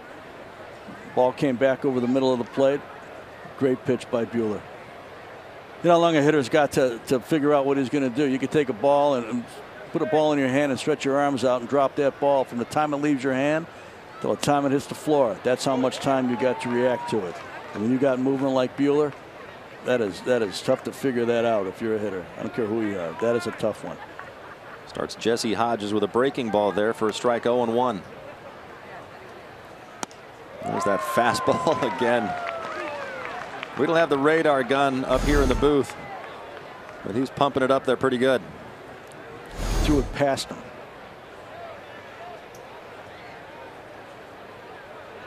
Oh, 0-2 the count. Got a piece. It's a victory in itself right now.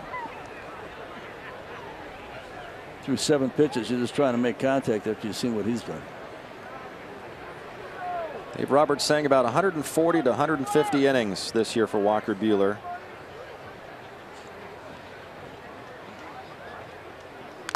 I think it matters more of what type of innings than the number.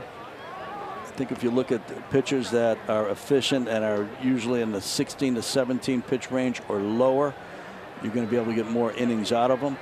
You start having 25 pitch innings, the number of innings doesn't matter as much as the pitching inside that inning that'll take its toll. The 0-2 once again is fought off and foul. Well, he is throwing strikes. He's wasting nothing. Today, in talking to Dave Roberts, he talked about the physique of Walker Buehler, and he compared him a little bit to Tim Lincecum, and that he's tall and he's got a little bit of a wiry strength to him.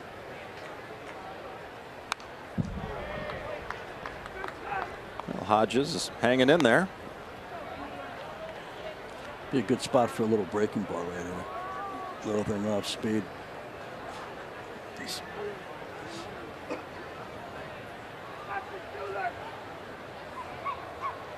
Let's see what he decides to go to. Try to put Hodges away. He does go with the breaking ball. Chopped foul. I'm going to lower my voice. Must be talking too loud. Stop tipping his pitches. Big 12-6 curveball there.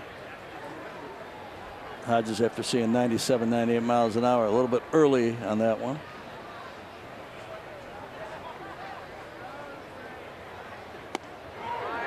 And he gets that two-seam fastball again to come back and catch the corner. Second straight called strike 3 for Walker Buehler to open the 8th. That was a great pitch. You saw Will Smith set up outside, gave the sign, quietly moved just to the outer corner of the plate. Buehler threw it right in the glove. It's a good way to start this Cactus League season. Back-to-back strikeouts. Now facing Jeffrey Baez. Starts him with a strike.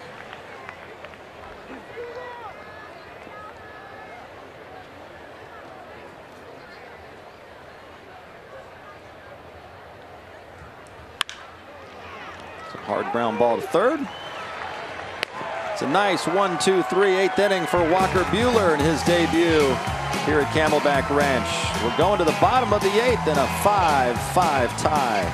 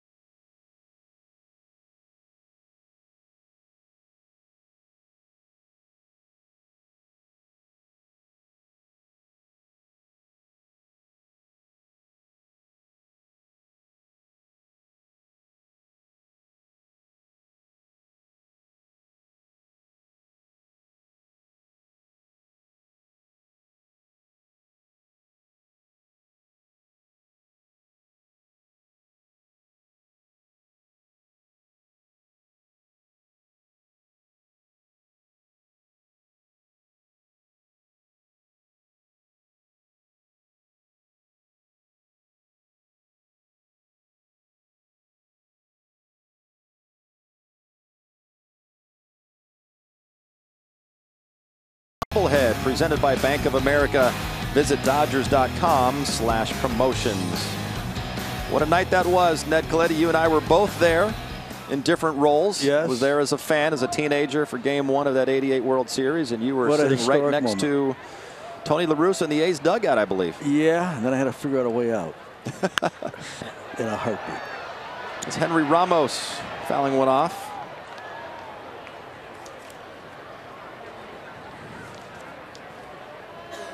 5-5 tie in the bottom of the 8th.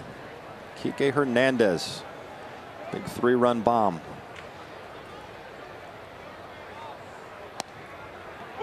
Henry's 25 years old, signed last October after playing the 2017 season in Tulsa and Oklahoma City. Good contact hitter, originally from Puerto Rico, 5th-round pick from the Boston Red Sox back 8 years ago.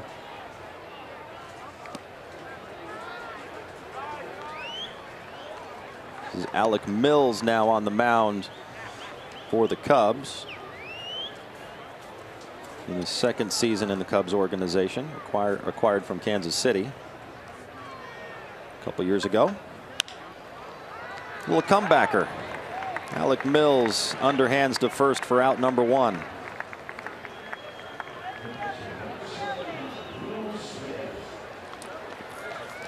Mills got a chance to reach the big leagues. Somebody else that's got very good command, does not walk a lot of hitters. If you're walking hitters, you're going to have a tough time making a living here. Will Smith's numbers last year at Rancho Cucamonga: hit 11 home runs, .232 average. Has a home run this spring.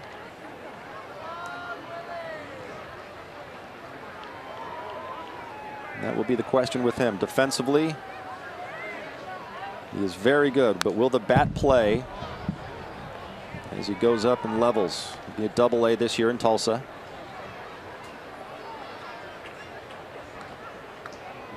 You look back through the just even recent history of the game, some very good defensive catchers figured out hitting maybe at different points in their career. Mike Matheny, great defensive catcher with the Cardinals, was very valuable on that team. Sometimes hit 220, 230 in the big leagues. Our own A.J. Ellis, somebody else that kind of made his mark defensively and ended up in the big leagues and figured out hitting as he got there. I think Will Smith's got a chance to be a very good defensive catcher in the big leagues. I think the offense for him, if his catching continues to be as good as it is, the level he's at, if he continues to get better at it as he gets to the big leagues, the hitting, anything he does will be a bonus. Called out on strikes there for the second out. And here's Trace Thompson. Not going to say he's a forgotten man at camp this year, but with really only one spot available, it's almost as if he would need an injury to a player to get a chance. But he is out of options. So if he can have a good spring, it's not the worst position for him to be in. He'd be free to sign with any other team if he's not on the Dodgers opening day roster. They'll have to get outright waivers on him, and if he's impressed another organization, it'll be a waiver claim and get an opportunity someplace else. It's not here. It goes 1-2 on Trace. Just a couple years ago, how many big hits did he have?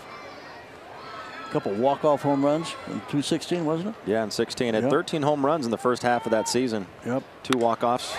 A line drive to center. There. It's going to get down for a base hit for Trace Thompson. 2-out single in the 8th. Giving the Dodgers the go-ahead runner on base. High fastball. Trace Thompson, good to see his confidence, because he is a little bit of the forgotten man. You talk about Peterson, you talk about Tolles. Trace Thompson, as you said, John, had 13 home runs the first half in 2016, including a couple of walk-offs. Been hurt a lot since, and kind of has drifted back in the line a little bit, but good at bat there. He's hitting over 300 this spring.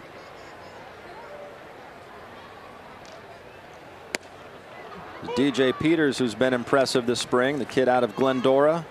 See 27 home runs last year at Rancho. Has a couple home runs this spring. Dave Roberts has been singing his praises.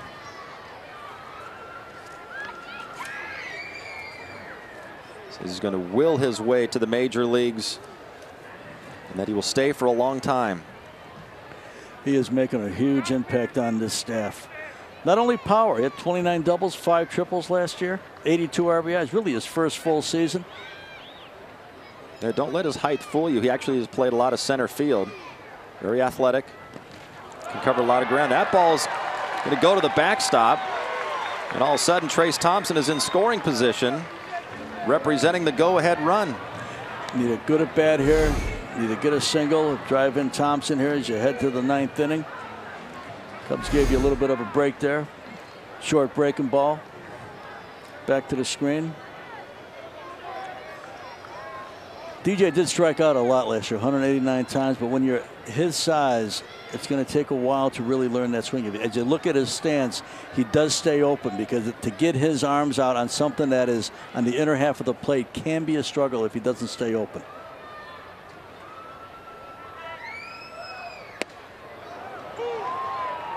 Ball. Breaking ball catches the corner there. 1-2 to Peters.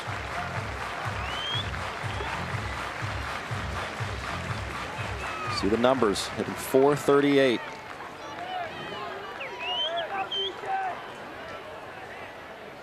There's a lot to like about this player, including just his makeup and how he looks. He's an old scouting term. If the player's got a good face, this kid's got a good face for the game. Chops on the right side. Right on the bag, though, for out number 3. Dodgers leave a runner in scoring position. We head to the 9th. It is a 5-5 tie.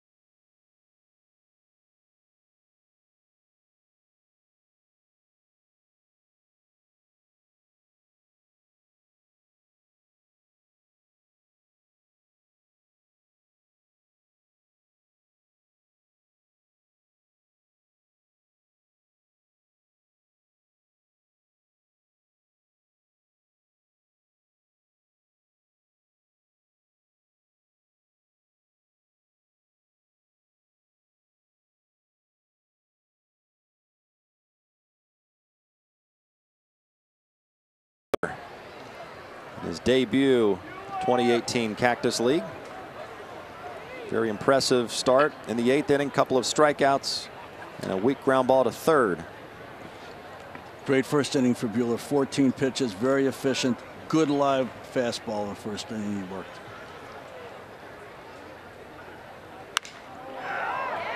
That's a base hit to center field for Amaya to lead things off in the 9th. First pitch swinging against Walker Buehler.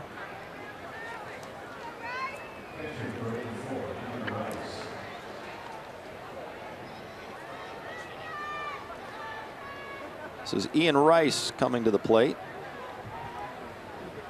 Decent power numbers at Double-A last year. Not sure if his path crossed with Walker Buehler. Walker Buehler went through 4 levels last year. Began the season in A-ball, then to Double-A, Triple-A Oklahoma City, finally with the Dodgers in September.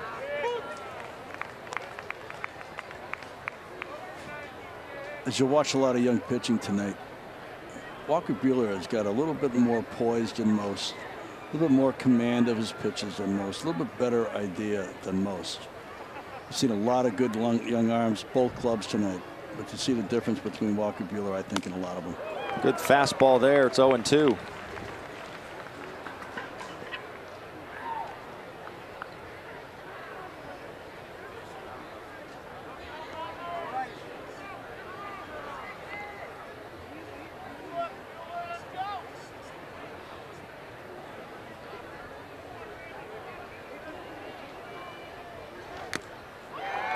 Foul tipped. Will Smith can't hang on. Count holds 0-2. He is constantly around the strike zone. There's very few pitches he throws that are not at least borderline strikes, or are not at least tempting enough to have the hitter offer.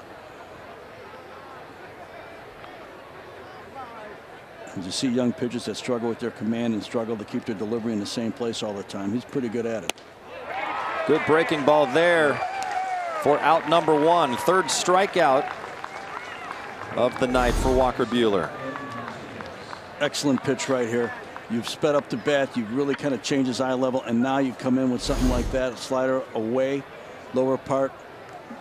Ian Rice had no chance at that pitch. But that's the difference between a young pitcher that's got kind of a poise to him and a command to his pitches versus somebody that's still trying to figure it out and maybe lacks a little bit of confidence from time to time and is trying to will it as much as throw it.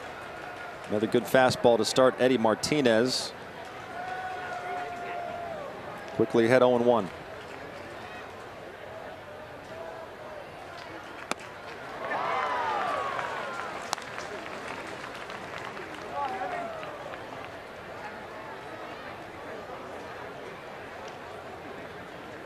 We talked about it Monday. Walker Buehler pitched in a B League game on the B side in the minor league fields. Struck out the side there. There's 3 strikeouts. Trying to make it 5 here. I don't know that I've seen him waste a pitch. No, this is only his 6th hitter. But he's been 0-2 on a few of them, and it's not like he throws a slider away and tries to get somebody to chase. He's trying to put somebody away on 3 pitches.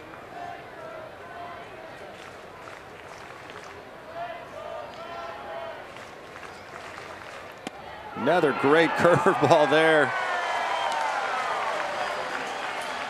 Back-to-back strikeouts. 4th of the night for Walker Buehler. Very impressive pitcher. Hitter's seen fastballs, and he doesn't want to commit. He doesn't know if he can commit. The next thing you know, it catches the lower part of the strike zone. Even if the hitter makes contact, you're probably talking about a ground ball at a second baseman. Great pitching by a young man, Buehler. That's really pitching right there.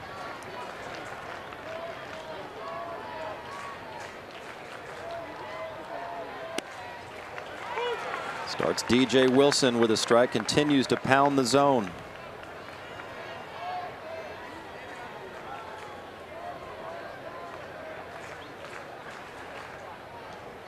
A lot of the fans have remained here in part to see Walker Buehler, knowing he was going to get a chance to pitch tonight.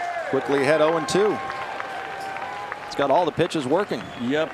Fastball, breaking ball, 0-2. If you're the hitter right now, you better be a pretty good guess hitter, because that's what it's going to take.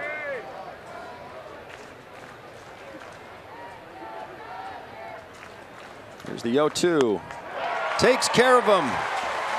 3 strikeouts in the inning, 5 in his 2 innings of work.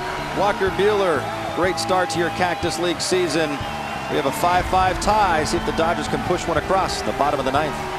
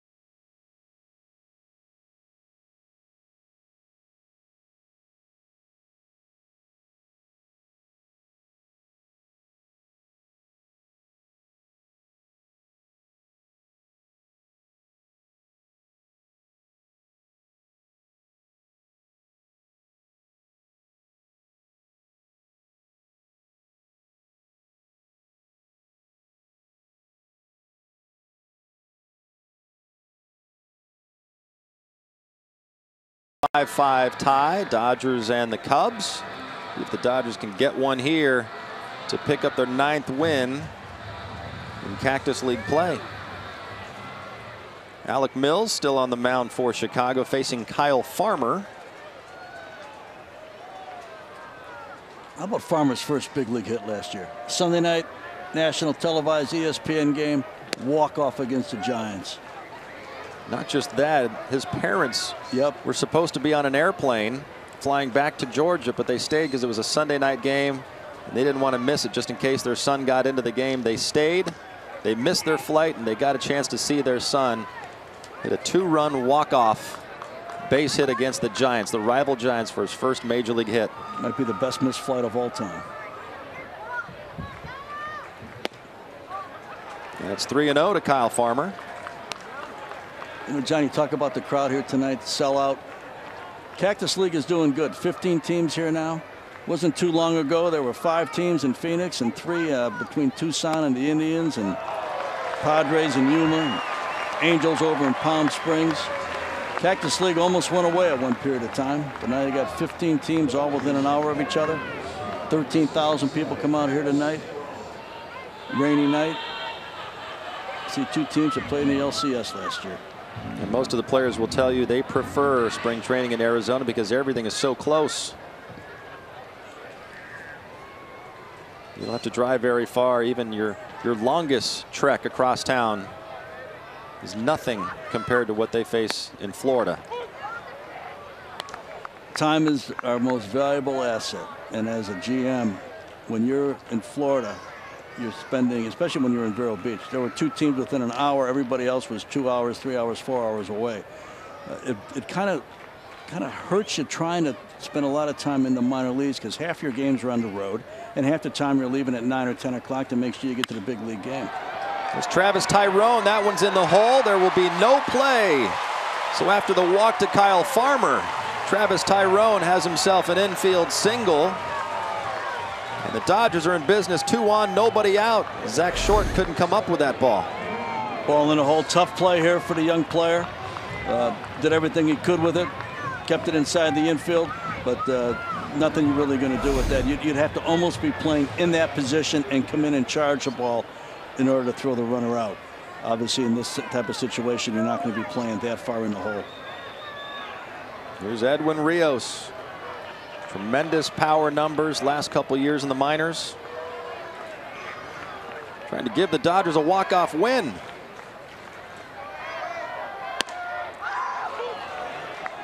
Fastball for a strike.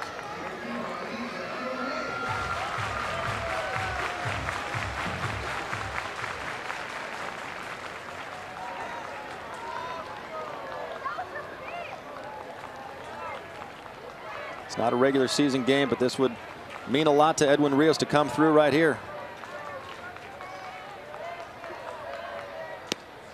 He's behind 0-2.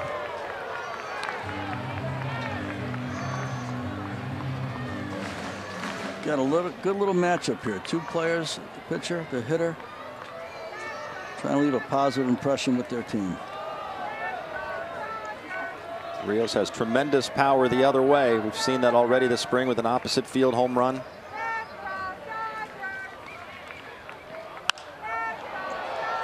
Stays alive. The Cubs playing their outfield a little bit shallow too with all that power. If he does single, they're going to try to execute a play at the plate. It's part of spring training, part of your execution, part of your cutoffs and relays. You practice them all spring long. He gets a single to the outfield here. The Cubs will see if they can execute it.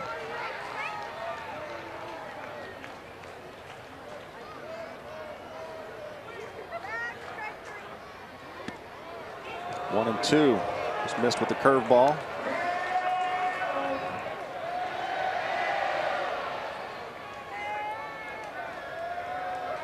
A great Saturday night in Glendale, Arizona. The second night game of the spring for the Dodgers. Played a couple nights ago in Goodyear against the Indians. We will only play 4 night games here in Arizona.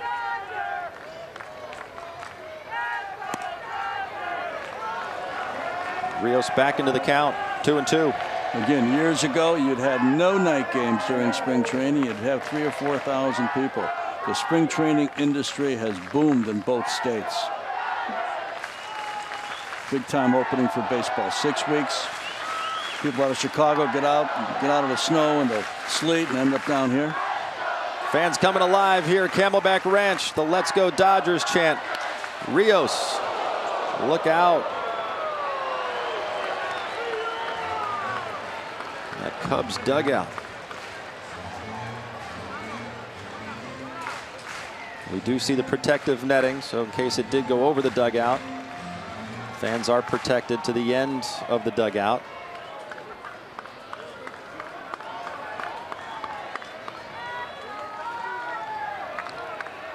Once again, the 2-2 to Rios.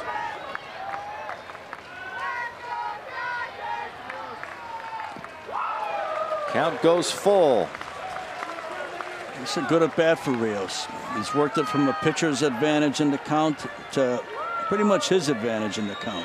As long as he can keep the strike zone recognition and stay in the middle of the field, he's got a good chance to do some damage here.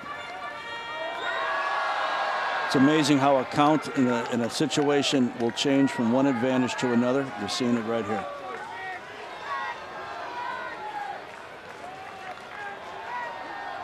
Here's the payoff pitch to Edwin Rios.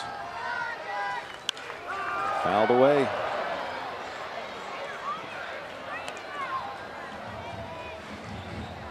On deck would be Donovan Solano. He has big league experience himself.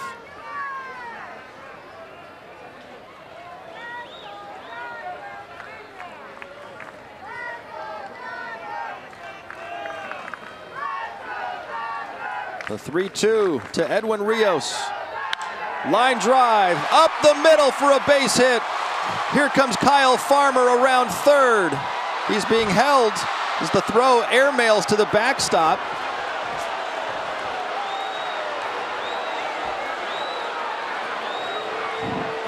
Fans not happy. They wanted to see challenger, but as you mentioned, Ned, the outfield was playing shallow. Hard hit ball. And the coaching staff, they were aware of that. Hard hit ball. You can't anticipate a guy's going to airmail one to the backstop. No. Especially with nobody out. Dodgers have the bases loaded. I think the center fielder thought he was playing deeper. Must have thought he was playing deeper to throw a ball that far over the plate. The battery thought home plate was somewhere around the fourth row. Infield in.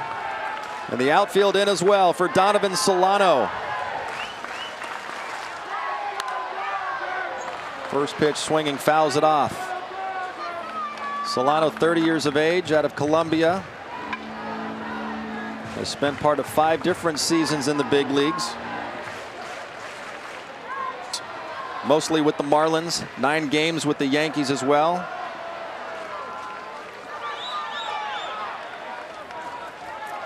Trying to walk it off right here.